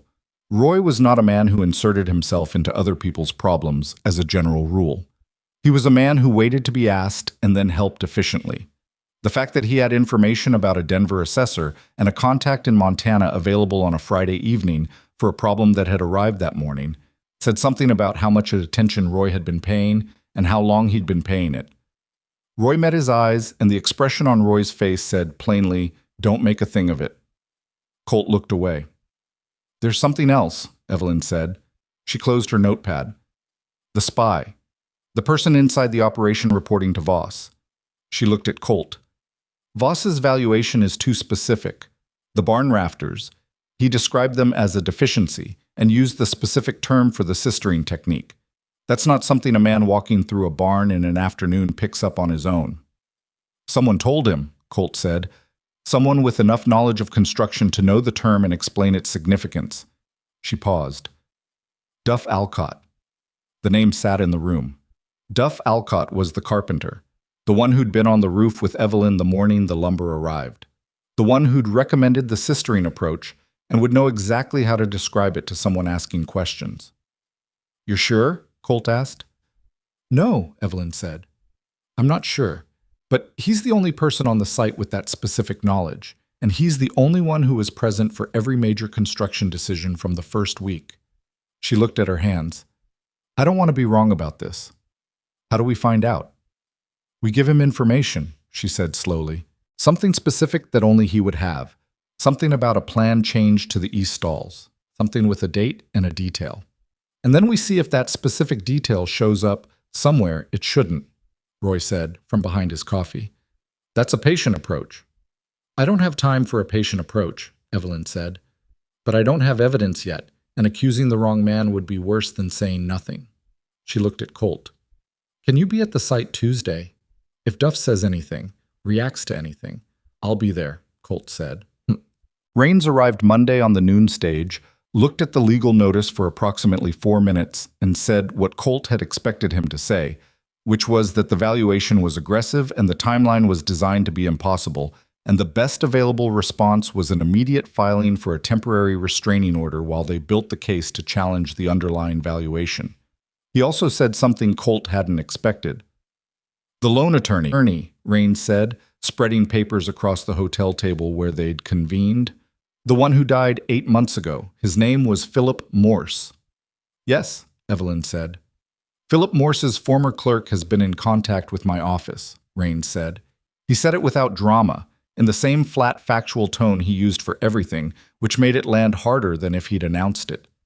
The clerk's name is Thomas Hale. He reached out to me last week after learning I was representing your interests. He looked at Evelyn over his glasses. He says he has documents. Evelyn went still. What kind of documents? Colt asked. Correspondence between Philip Morse and a representative of Carlisle and Voss predating the loan agreement with your father by approximately 8 months. Rains folded his hands on the table. If the correspondence says what Hale believes it says, that Morse was paid a consulting fee by Carlisle and Voss while simultaneously representing your father as his attorney, that is textbook fraud. Conflict of interest at minimum, deliberate deception at maximum. Why is Hale coming forward now? Evelyn asked. Her voice was careful, the way it got when she was holding something large very still. Apparently he's been sitting on this for some time and it's been bothering him. Rains permitted himself a small, dry expression. He said, and I'm quoting, that he didn't think anyone would care until he heard there was actually a fight being put up. Evelyn looked at Colt. Colt looked back at her. Where is Hale? Colt asked. Pittsburgh. He's willing to provide the documents and, if necessary, testify. Rains pulled out a sheet of correspondence. However, this presents a strategic problem. If Carlisle and Voss learn we have this, and they will learn eventually, they will move to discredit Hale and potentially to accelerate the default before we can get into court. William Carlisle is not the kind of man who lets evidence accumulate quietly. So we need to move first, Evelyn said. We need the documents in hand before Carlisle knows we're looking for them, Raines said, which means someone needs to go to Pittsburgh. The word Pittsburgh settled into the room. Evelyn looked at Raines. I'll go. Alone, Raines said. Colt said at exactly the same moment, no. Evelyn turned to look at him. Two people traveling together is faster and safer than one, Colt said, and Hale is more likely to hand over documents if there's a witness present. You have a ranch to run, Evelyn said. Hector can run it for 2 weeks. Colt, I've never been to Pittsburgh, he said. I've always thought it sounded interesting. Roy, who was sitting in the corner of the room in the chair nearest the window, made a sound that under other circumstances might have been a laugh. Evelyn looked between them, and something in her expression moved through several things in quick succession. Argument, practicality, the recognition that the argument was going to lose, and underneath all of it something that was not entirely unwelcome about the losing. 2 weeks, she said. 2 weeks, Colt agreed. They left Wednesday morning on the eastbound stage to Cheyenne and then the train. The train was 3 days of changing light and changing landscape, the mountains giving way to plains, and the plains eventually thickening into the industrialized edges of the east, smokestacks appearing on the horizon like a different country announcing itself. Colt had been east of Wyoming twice in his life, both times on cattle business, both times as far as Chicago. Pittsburgh was further and different, denser, louder, the air carrying the particular quality of a city built on iron and coal, and the kind of relentless work that didn't pause for weather. He watched it through the train window and tried to understand what Evelyn had been living in for 11 years. She sat across from him in the compartment they'd taken, reading through her documents for the 4th time since Laramie, making notes in margins, revising the notes when they didn't capture exactly what she meant. She had the focused concentration of someone who could work in any conditions, which he'd noticed the first day at Red Hollow, and which still struck him as impressive in a way he couldn't entirely explain. "Tell me about your father," he said, somewhere in Ohio. Evelyn looked up. "What about him? What was he like?" She considered the question with the same seriousness she gave everything. "Brilliant with animals," she said. "Could read a herd the way most people read a face. He built the company from nothing, started with 12 breeding pairs and a borrowed barn, and 20 years later he had operations across 3 states. She paused. "He was terrible with money. Not in the way people are terrible with money when they're irresponsible. He just genuinely didn't track it the way he tracked livestock. He trusted people to handle it honestly because he handled everything honestly and couldn't quite believe other people didn't. And Carlisle found that. Carlisle finds those people," Evelyn said. "That's what he does. Brilliant people who are careless with the specific thing that makes them vulnerable." She closed her notepad. "My father built something real, something that employed real families and produced real value. And Carlisle is going to take it apart for the components, because that's more profitable than what it is whole." "Not if we get to Hale first," Colt said. "Not if we get to Hale first," she agreed. She was quiet for a moment. "I'm glad you're here," she said. She said it plainly, without the careful management she usually applied to things that mattered, and it landed differently because of that. "I know," he said. "That's all you're going to say." "I'm glad I'm here too," he said. "I've been glad since the train platform. Some things don't require a lot of words." Evelyn looked at him for a moment, then looked back out the window at the Ohio dark going past. "Some things don't," she agreed quietly. Thomas Hale lived in a boarding house in a Pittsburgh neighborhood that smelled like coal smoke and river water, and he was younger than Colt had imagined, 26, maybe 27, with the look of someone who had spent several years being anxious about something and was slightly giddy at the prospect of not being anxious about it anymore. He opened the door, looked at Evelyn, looked at Colt, and said, "You actually came." "We actually came," Evelyn said. They sat in his small front room and he showed them the documents, which he kept in a locked box under a floorboard, which told Colt something about how seriously Hale had taken the situation even before deciding to act on it. The correspondence was what Raines had described, and worse. There were 6 letters between Philip Morse and a man identified only as G.V., Gerald Voss, spanning 8 months before the loan agreement was signed. The letters discussed, in terms that were careful but not careful enough, the structure of the loan that would be offered to Evelyn's father, the specific provisions that would give Carlyle and Voss the maximum leverage, and the compensation arrangement for Morse's cooperation. The sixth letter, dated 3 weeks before the loan closing, contained a line that Hale pointed to with a slightly shaking finger. Ensure the client understands this as a favorable arrangement. He trusts you specifically. Use that. Evelyn read it and her jaw tightened. Your father never had a chance, Colt said. No, she said. He didn't. She looked at Hale. Will you testify to this? If it goes to court? Hale swallowed. I've been thinking about that since I wrote to your lawyer. He looked at his hands. Yes, I'll testify. They'll come after you, Evelyn said. She wasn't being unkind. She was being honest. Carlyle has resources and he doesn't like losing. If this goes to trial, they'll look for anything in your history they can use. I know, Hale said. I've been carrying this for 8 months. I'd rather have it done than keep carrying it. Colt looked at him. There was something real in the way Hale said that.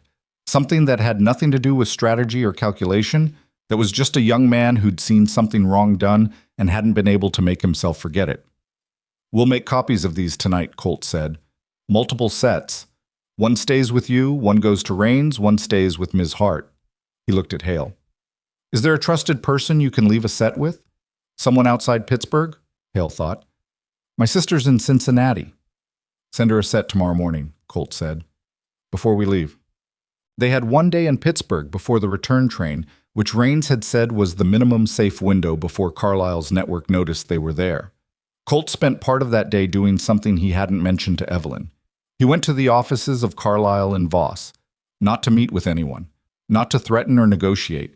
He went because he wanted to see the place, the way you sometimes needed to see an enemy's territory to understand the scale of it.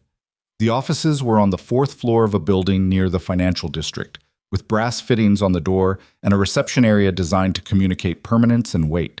Colt stood on the street and looked at it for about 2 minutes, and in those 2 minutes he understood something he'd been working toward since Raines had described Carlyle's methods. Carlyle and Voss didn't just want Red Hollow Ranch. They wanted what Red Hollow represented, a foothold in a territory they'd already been mapping. The conversation in the Laramie office had felt like a Wyoming problem, a frontier problem, the kind of trouble that got handled locally by people who knew the land. But standing on a Pittsburgh street looking at 4 floors of organized capital, Colt understood that what was coming for Red Hollow was not a local problem with local tools. They needed to fight it here, in Carlyle's territory, with documentation that a Pittsburgh court couldn't ignore. He went back to the boarding house. Evelyn was at the table when he returned with the copies of Hale's documents organized into 3 sets, each in a separate envelope. She looked up when he came in. Where did you go? She asked. Carlyle's offices, he said. She stopped organizing. Colt. I didn't go in, just looked. He sat down. We need Raines here, not just in Laramie or Silver Ridge. We need him in Pittsburgh, filing in a Pennsylvania court alongside whatever we file in Wyoming. Evelyn looked at him steadily. You're thinking about jurisdiction. If we only fight in Wyoming, Carlyle fights on a field he's familiar with. His lawyers know the territorial courts. They know the judges. Colt looked at the documents on the table. But this, he touched the edge of Hale's envelope. This happened in Pennsylvania. The fraud was committed in Pennsylvania. A Pennsylvania court has concurrent jurisdiction over the loan agreement. Evelyn was very quiet. If we file in both jurisdictions simultaneously, Colt said, he can't concentrate his resources. He has to fight on 2 fronts at once. Raines is a land attorney, Evelyn said. He doesn't practice in Pennsylvania. He knows people who do, Colt said. That's what networks are for. Evelyn looked at him for a long moment. When did you think of this? Standing on the street looking at his building, Colt said. You can learn things about an opponent by looking at where they live. She studied him with the expression she sometimes wore when she was revising her understanding of something. Not surprised exactly, but adjusting. He won't expect it, she said slowly. No. He'll expect us to play defense, to contest the valuation in Wyoming and hope the injunction holds while Carlyle runs the clock out. Colt looked at her. But if we file fraud charges in Pennsylvania before he knows Hale has talked, he's the one playing defense, Evelyn finished, and he's not used to that. She looked at the documents, then at Colt, then at the documents again, the way she did when she was checking her own thinking against a new variable. "We need to wire Rains tonight," she said. "I already drafted it," Colt said, and pulled the paper from his coat pocket. Evelyn took it, read it. A small sound escaped her that wasn't quite a laugh and wasn't quite a breath. "You drafted the telegram before you told me the idea," she said. "I wanted to make sure it was coherent first. Colt Mercer." She said his full name, which she almost never did, and the way she said it had something in it that had nothing to do with legal strategy. "Evelyn Hart," he said back. She held his gaze for a moment, and in that moment something shifted between them, the way things shift when two people who have been circling something for a long time suddenly find themselves standing directly in front of it with no more distance left to maintain. "Send the telegram," she said. Her voice was quieter than it had been. "I'll go now," he said, but he didn't move immediately. Neither did she. "When this is over," she said, "and I mean when it is actually over, not hoping, not planning, I want to talk about the partnership." "The legal one," he said. "And the other one," she said. The words sat between them in the small Pittsburgh room with the coal smoke smell coming under the door and the copies of the documents that might save everything stacked on the table. "All right," Colt said. "All right," she said back. He went to send the telegram. She stayed with the documents. Outside the window, Pittsburgh kept being Pittsburgh, loud and industrial and completely indifferent, which was exactly what a city was supposed to be. And somehow in that indifference, the evening felt more solid than it had any right to. But they were on the train back the next morning when the second thing Colt hadn't told Evelyn about revealed itself. He'd sent a letter before leaving Silver Ridge, not to Rains, not to Hale, but to August Fenn, the Cattlemen's Association chairman. The letter was factual and careful and told Fenn everything Colt knew about Carlisle and Voss's plan for the valley. Not just Red Hollow, but the broader acquisition strategy Evelyn had described. The approaching of struggling ranchers, the consolidation plan designed to produce a large unified territory to sell to a rail syndicate. Fenn was not a man who acted quickly, but he was a man who acted.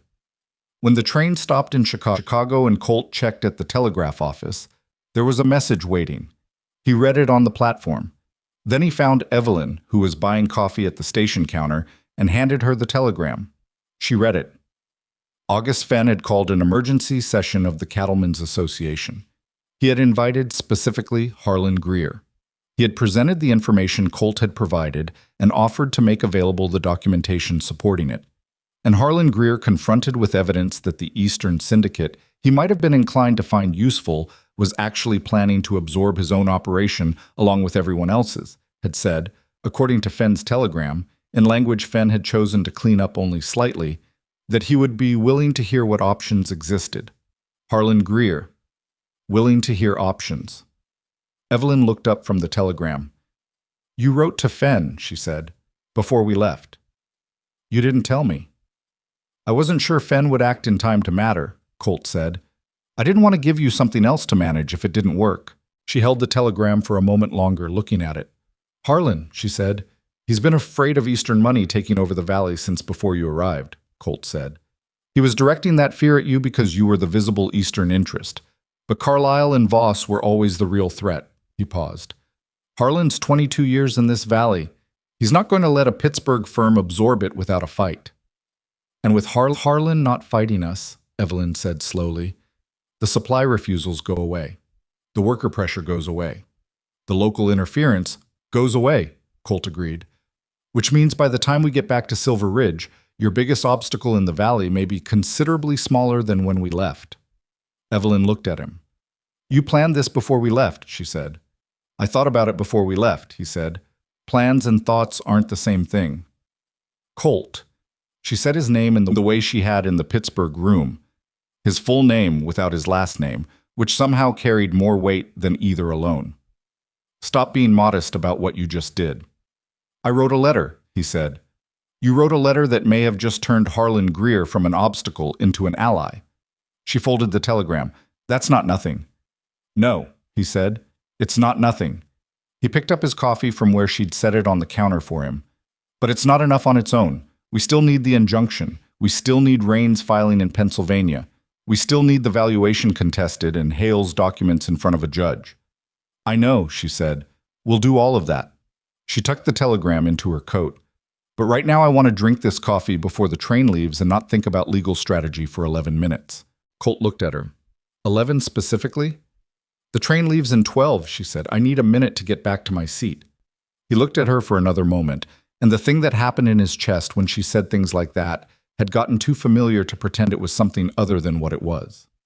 11 minutes, he said, and they stood at the Chicago station counter and drank their coffee while the platform moved around them with the ordinary noise of people going places, and neither of them talked about legal strategy, and the 11 minutes were, in the accounting of a life, not nothing at all. They arrived back in Silver Ridge on a Thursday evening, 2 weeks and 1 day after they'd left, and the town looked exactly the same as it always did. Same cold light, same horses at the posts, same smell of wood smoke and frost. And yet something in the way Colt looked at it had shifted, the way places shift when you've been away long enough to see them from the outside, and then come back to find they still fit. Hector met them at the livery with the particular expression he wore when things had happened, and he'd been waiting to report them in the correct order. Dodd came, he said, the assessor from Denver, spent 2 days at Red Hollow. And? Evelyn asked. His preliminary number is significantly above what Voss claimed in the valuation. Hector allowed himself a small, satisfied expression. He said the barn reconstruction was quality work, and the sistering technique was appropriate and sound. He used the word sound 3 times, which I think was deliberate. Evelyn closed her eyes for a brief moment. Not relief. She wasn't letting herself feel relief yet, but the particular release that comes when one piece of a complicated thing lands where it was supposed to. Raines has the preliminary report, Hector continued. He filed the injunction in Wyoming yesterday. And he looked at Colt. You got a telegram from a lawyer named Burkett in Philadelphia. He said Raines contacted him, and he's agreed to handle the Pennsylvania filing. He expects to have it submitted by Monday. Colt looked at Evelyn. 2 fronts, she said quietly. 2 fronts, he said. They got their horses settled and walked from the livery to the hotel in the early dark, not talking much, which wasn't unusual between them anymore. The silence they'd developed over the past months was a working silence, the kind that meant both of them were thinking about the same problem from different angles and didn't need to narrate the process. At the hotel steps, Evelyn stopped. Harlan, she said. Tomorrow, Colt said. You've been on a train for 3 days. I've been on a train for 3 days thinking about this conversation, she said. If Harlan is willing to hear options, I'd rather have that conversation before he changes his mind. Men like Harlan have short windows of flexibility. Colt thought about it. She wasn't wrong. Harlan's shift, if it was real, had come from the confrontation with information he hadn't been able to ignore. But that kind of shift was fragile in the early days. Harlan needed to feel he was acting from his own position, not being managed. In the morning, Colt said, not tonight. Let him sleep on it another night. It'll feel more like his decision and less like we came back and immediately applied pressure. Evelyn considered this. All right, she said. Morning? She went inside. Colt stood on the hotel steps for a moment in the cold, looking at Silver Ridge the way he'd looked at it from the livery, this ordinary town that had been his entire operational world for 15 years, that now felt like a piece of something larger, something that extended to Pittsburgh law offices and Denver assessors and a boarding house where a young clerk had kept documents under his floorboard for 8 months because he couldn't make himself forget what was right. The world was bigger than Wyoming. He'd always known that. He just hadn't had much cause to move around in the bigger parts of it until recently. Harlan Greer agreed to meet the next morning, which was itself a concession. Colt had expected to have to negotiate for even that. They met at the Grange Hall, which had the advantage of being neutral ground and the slight disadvantage of smelling like every contentious meeting that had ever been held in it. Harlan was already there when they arrived, which meant he'd come early, which meant he was taking this seriously. He looked at Evelyn when she walked in. Not the excessive, dismissive look from the first day on the street, but something more complicated. The look of a man revising a position he'd held long enough that revising it was slightly uncomfortable. Mercer, he said. Then, Ms. Hart. Full name, Colt noticed.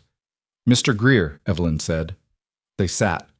Harlan had a copy of what Fenn had shared with him, a summary of the Carlyle and Voss acquisition plan as Colt had described it in the letter, without the specific documentation, which was still in legal hands. I want to understand something, Harlan said, addressing Evelyn directly.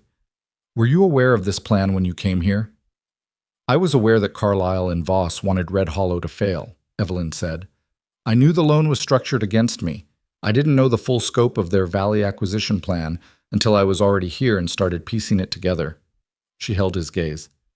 If I had known the full picture before I arrived, I would have come anyway, but I would have told you sooner. Harlan was quiet for a moment. Why didn't you tell me when you found out? He said. Because you were actively working against me, she said. And I didn't know how much of that was genuine suspicion and how much of it was Voss having reached you first. Something moved in Harlan's expression. Not quite guilt, but the particular discomfort of a man recognizing that he's been used. Voss approached me in September, he said, before you arrived. He presented himself as a representative of a land investment firm looking for regional partners. Said there might be opportunities for established operators to participate in a consolidation. He said the word like it tasted wrong. He didn't say whose land was being consolidated. He wouldn't have, Colt said. No. Harlan's jaw tightened. He was fishing, seeing how receptive I was. I didn't commit to anything. I listened and told him I'd think about it. He looked at his hands.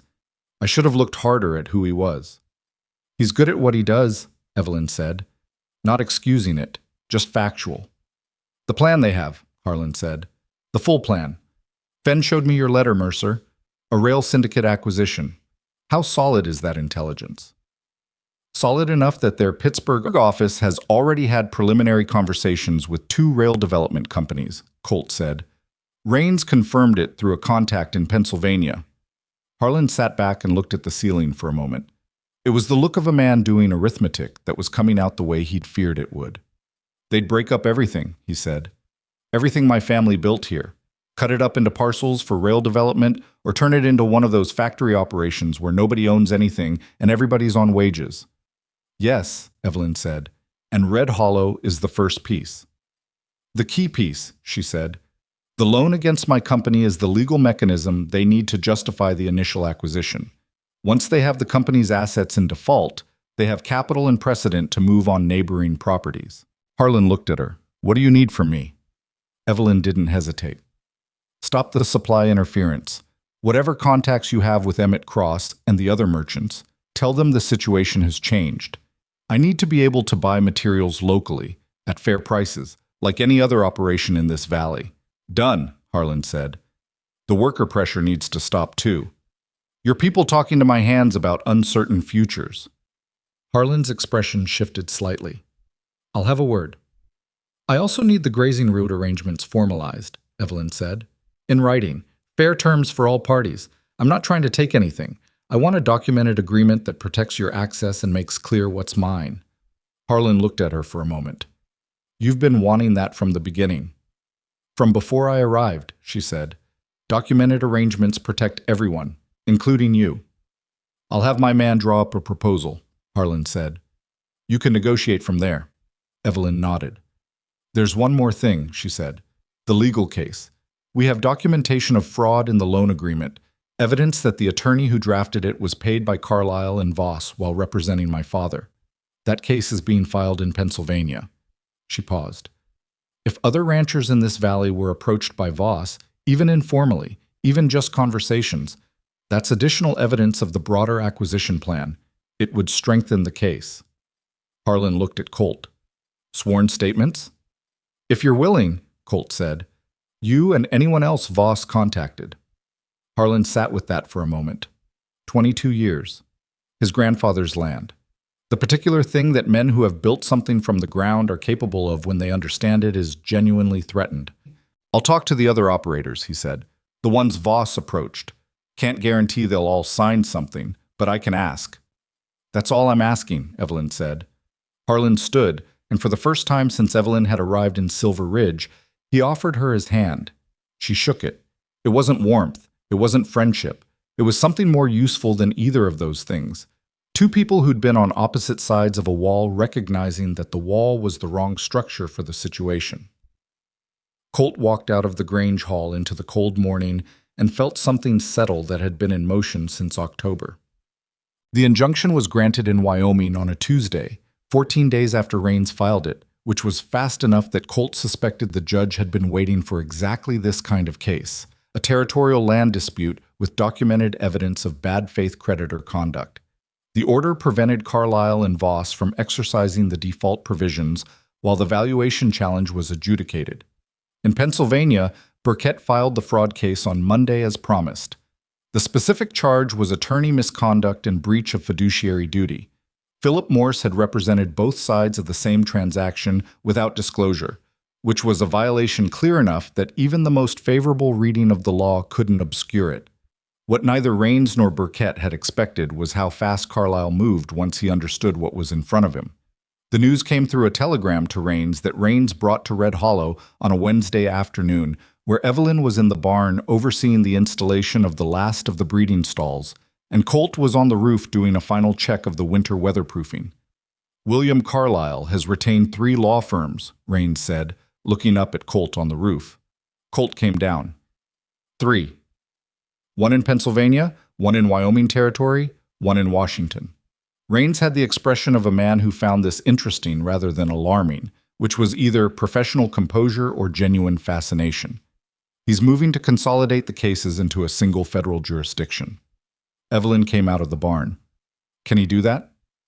"He can try," Raines said. "Whether he succeeds depends on which federal judge draws the case and how the jurisdictional arguments land." He paused. "But here's the thing about 3 law firms. They cost money, significant money, and they create complexity that runs in all directions, including backward." "Meaning?" Colt asked. "Meaning the more attention this case draws, the more people start looking at Carlyle and Voss's other operations. A firm that uses this kind of loan structure doesn't use it once." Raines folded the telegram. "I have 2 colleagues in other territories who are now looking at Carlyle-originated loans in their case files." The implication settled. "He overplayed it," Evelyn said slowly. "He assumed you wouldn't fight," Raines said. "And when you did, he went big instead of settling quietly, which is not unusual for men in his position, but it's a strategic error." He looked at her over his glasses. "The question is whether we can make it expensive enough that settlement becomes preferable to continued litigation." "What would settlement look like?" Colt asked. "Full release of the loan obligation against Red Hollow, restoration of clear title to the property, some form of restitution for the fraud, probably negotiated down from what it should be, but meaningful." Raines paused. "He won't give the other company assets back voluntarily. That would require winning the Pennsylvania case, which is more complex." "How long?" Evelyn asked. "If he settles? Weeks? If he fights? 6 months minimum." Raines put the telegram away. "But I think he settles. 3 law firms is a demonstration, not a commitment. He's testing whether you'll flinch." Evelyn looked at Colt. Colt looked back at her. "We don't flinch," she said. "No," Raines agreed. "You don't. The person who resolved the question of Duff Alcott was not Colt, not Evelyn, but Sal Ferretti, who had a conversation with Duff one evening at the Silver Ridge Saloon that Sal later described as casual, but that had clearly been anything but. Sal came to Evelyn the next morning and told her that Duff had confirmed it himself. Not proudly, not without visible regret, but confirmed it. He'd been approached 2 weeks after starting work at Red Hollow by a man he didn't recognize who'd offered him $50 to report on construction progress and any operational details he could provide. He'd been doing it for 6 weeks. The specific detail they'd planted, the date and description of the east stall modifications, had appeared in Voss's valuation report. That was the confirmation. Evelyn let Duff go without involving the law, which surprised Colt. "He told Sal the truth when Sal asked him directly," she said, when Colt raised an eyebrow. "He wasn't proud of it. He needed money and made a bad decision, and he's been uncomfortable with it since. That's not a villain." She paused. "It's also not someone I can trust on my property, but it's not a villain." "That's a generous reading," Colt said. "It's an accurate one," she said. "Voss is the one who offered him $50. Duff is the one who took it. I can be angry at both without destroying one of them to make myself feel better about the other." Colt looked at her. "Most people in your position would have had him arrested." "Most people in my position would have given up 4 months ago," she said. "I'm not most people." No, Colt thought, she was not. The settlement offer came from Carlisle's Pennsylvania attorneys on a Friday morning in late February, which was 5 months after Evelyn had stepped off the train at Silver Ridge Station, and which was 11 days after the federal consolidation motion had been denied by the judge in question, who had apparently found the jurisdictional arguments less compelling than Carlisle's 3 law firms had hoped. Raines brought the offer to Red Hollow in person. The terms were close to what he had predicted. Full release of the loan obligation against Red Hollow Ranch, clear title restored without encumbrance, a cash settlement representing restitution for the documented fraud, not what it should have been, as Raines had warned, but real money. Something in the range of $8,000, which was not $41,000 but was enough to provide meaningful operating capital for the company recovery. In exchange, Evelyn would sign a release of all further claims against Carlisle and Voss arising from this specific transaction. Not the other cases in other territories, just this one. Raines set the papers on the kitchen table at Red Hollow and looked at Evelyn. "It's a reasonable offer," he said. "Not perfect, but reasonable." Evelyn read through the terms.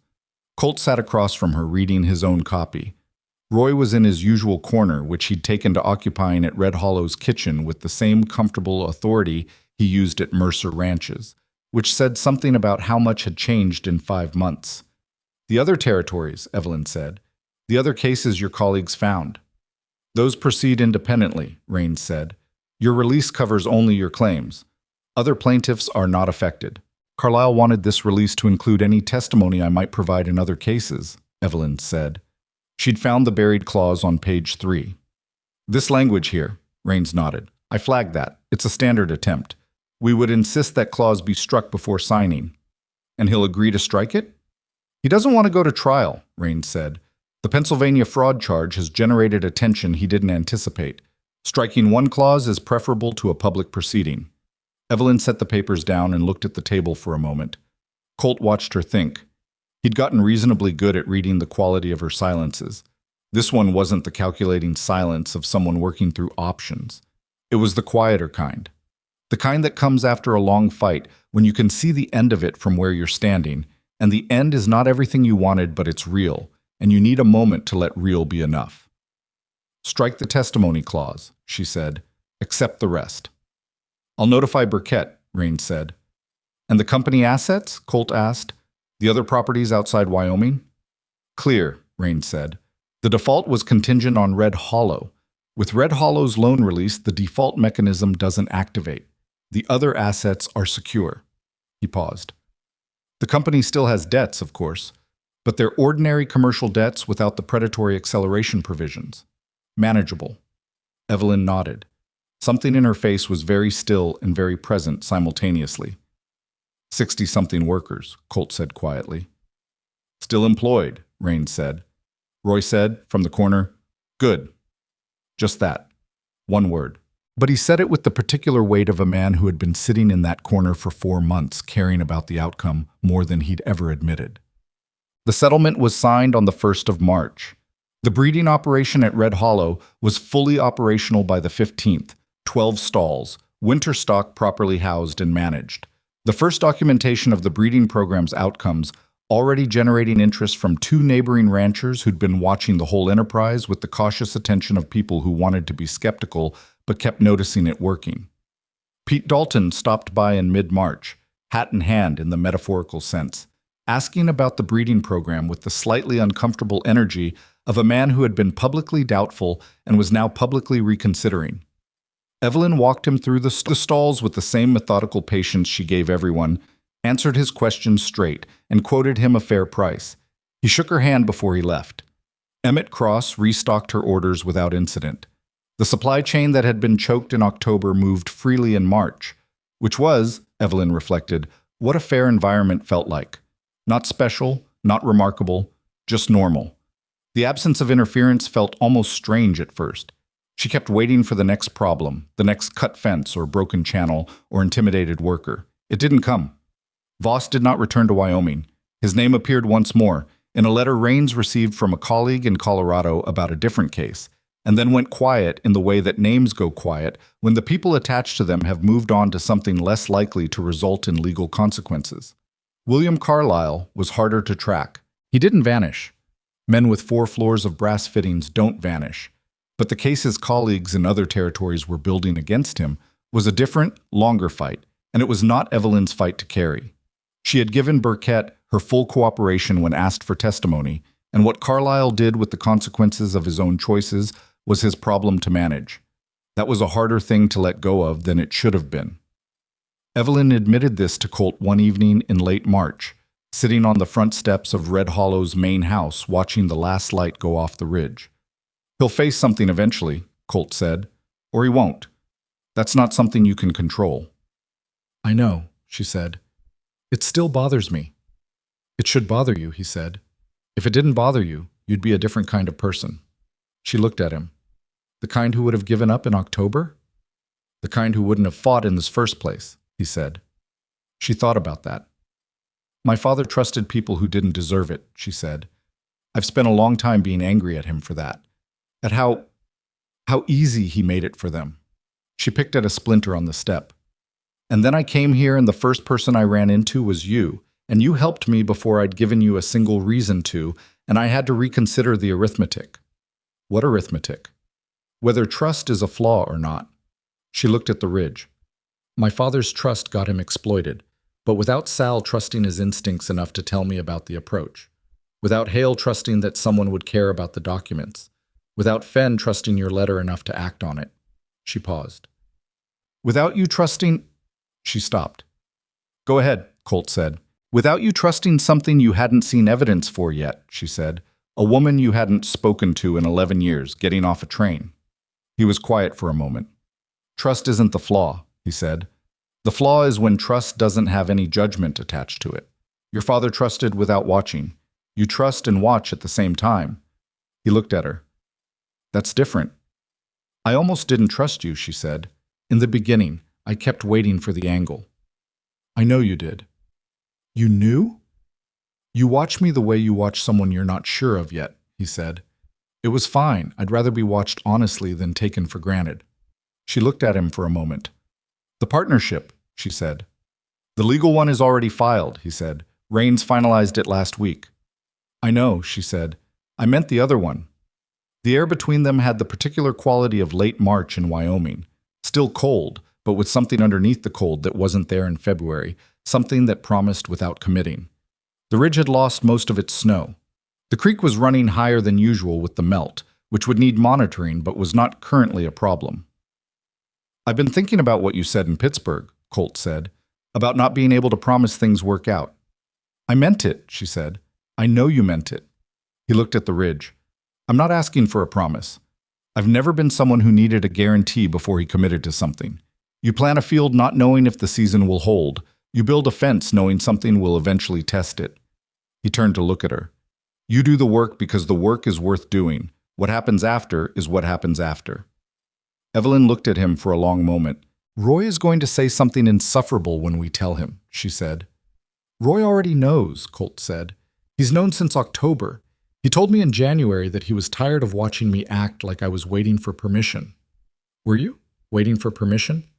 "I was waiting for you to be ready," he said. "There's a difference." She looked at him with the expression she'd stopped hiding from him sometime around November. The one that wasn't guarded and wasn't performing and was just what was actually there. "I'm ready," she said. He reached over and took her hand, which was what he'd been wanting to do since a train platform in October, and which felt, now that he was actually doing it, like the most ordinary thing in the world and also like something he'd been building toward without knowing it for 11 years. She didn't pull away. She turned her hand over in his and held on, and they sat on the steps of Red Hollow watching the light leave the ridge, while the creek ran and the horses moved in the near paddock, and the ordinary machinery of a working ranch went on around them.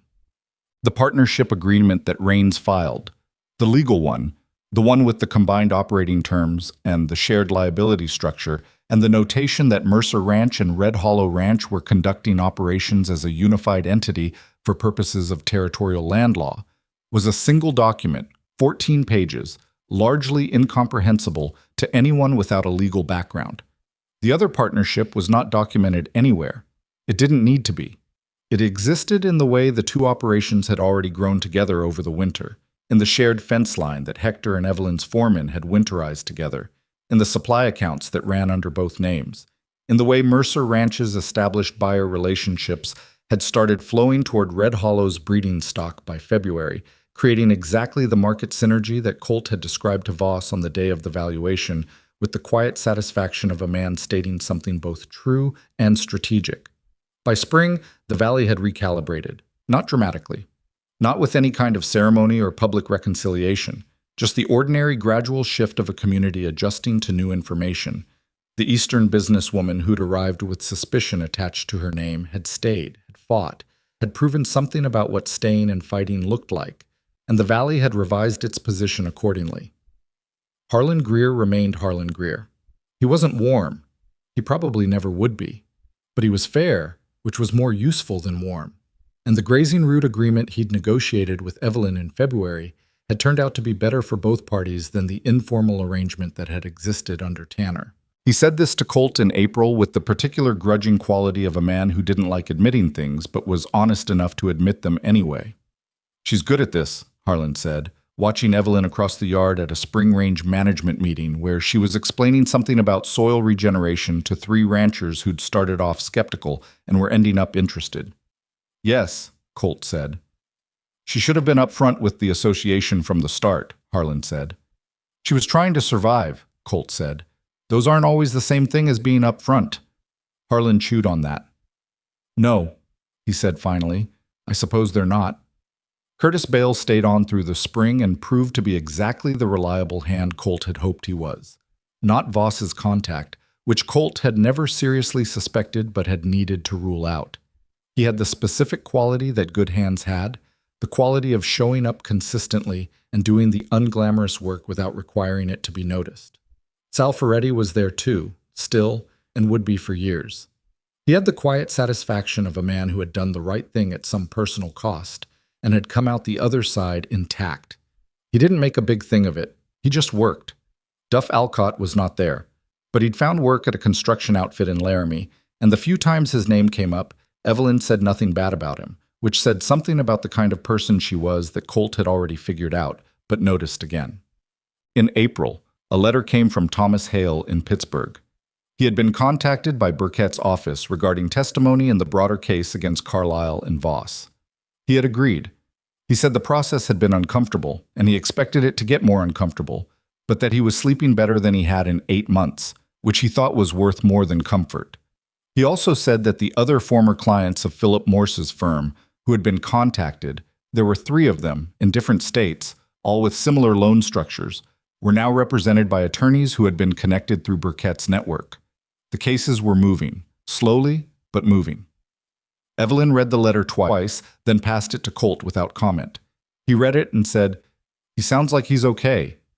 "He's going to be," Evelyn said. "People who do the right thing usually are, eventually." "Usually," Colt said. "Usually," she agreed. "It's not a guarantee, but it's better odds than the alternative." She took the letter back and set it on the desk, in the corner of the Red Hollow office that had become increasingly organized over the months. Accounts on the left, operational records in the center, correspondence on the right. Everything dated and noted in that small, tight handwriting that Colt had watched fill dozens of pages since October. He looked at the desk, at the organized files, at the operations log that documented every incident, every repair, every breeding record, every supply order from the Laramie merchant and the Cheyenne hardware supplier. All of it evidence at first. Documentation built against a threat. Now just the records of a working ranch, the ordinary archive of something alive and ongoing. Chat. The train came through Silver Ridge every morning, still. In May, Evelyn had business in Cheyenne, accounting matters, a meeting with the company's restored creditors to establish the new payment structure that Raines had helped negotiate. The ordinary practical work of a business that had survived and needed to prove it could function going forward. She came to Mercer Ranch the evening before to let Colt know she'd be gone 4 days. He was in the barn with Hector going over the spring rotation schedule, and he came out when he heard her horse. "Cheyenne," she said. "Not Pittsburgh this time, 4 days." "I know," he said. "Hector already has the combined rotation covered." She looked at him. "I wasn't asking you to cover anything." "I know that too." He leaned against the fence rail. "How's the account structure looking?" "Better than I expected," she said. "The first breeding contracts helped. Pete Dalton's order alone. I know about Pete's order, Colt said. Hector told me. He seemed pleased about it. Hector seems pleased about a lot of things lately, Evelyn said. Hector is pleased when things work correctly, Colt said. He's been waiting his whole career for things to work correctly. She smiled. Actually smiled. Not the fractional version she'd been using in October, but a full one. The kind that changed her whole face into something closer to the girl from her father's yard. Only better, because it came from something earned rather than something easy. I'll be back Thursday, she said. I'll be here, he said.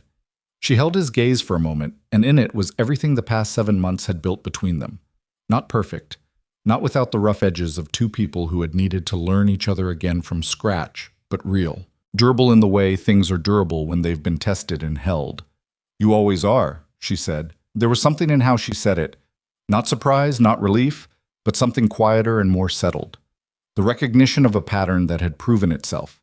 She turned her horse and rode back toward Red Hollow.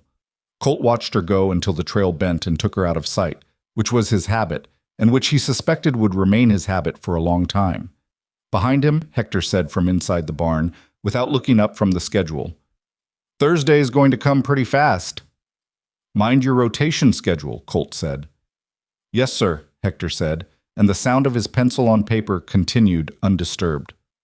Some things you plan for, some things you build deliberately, piece by piece, with the particular patience of people who understand that what you're building has to hold through winter and drought and outside forces that don't care whether you're ready for them or not.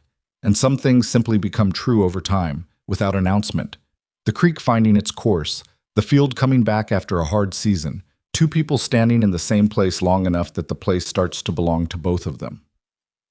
Colt Mercer was not a man who believed in guarantees. He'd worked land long enough to know that the land didn't owe him anything, that what you got from it was proportional to what you put in, and even then the weather had opinions. Life ran on similar terms. You showed up, you did the work, you held on when the pressure came, and you let go of the things that were trying to take you somewhere you didn't want to go. What he'd learned in the 7 months since a train had arrived early on a Thursday morning was something simpler than strategy and more durable than circumstances. Some people are worth standing next to, not because they're easy to stand next to, but because the standing itself means something, to them and to you, and to the space between you that slowly stops being a gap and starts being shared ground. Evelyn Hart had walked off a train carrying 11 years of a hard life, and a business on the edge, and a wariness she'd earned honestly, and she had fought for something real with everything she had, and she had let someone stand next to her when standing alone would have been the safer choice. That was not a small thing. It was, in fact, the thing that everything else had been built on. The train kept coming every morning. Silver Ridge kept being Silver Ridge, ordinary and cold and occasionally difficult, the way places are when they're real and not imagined. The combined operation of Mercer and Red Hollow grew into the kind of thing that neighboring ranches came to visit, not because it was remarkable, but because it worked consistently. And consistent work on hard ground is its own kind of remarkable to people who understand what it costs. And Colt stood where he said he would be. That was the whole of it, really. Not a story about rescue or fate, or two people finding each other against impossible odds. Those were cleaner versions than the truth. The truth was messier and more ordinary and more worth having. Two people who had been careless with each other once, and who chose, with full knowledge of the cost and no guarantee of the return, not to be careless again. That was enough. It was more than enough. It was, in the accounting of a life, everything that mattered.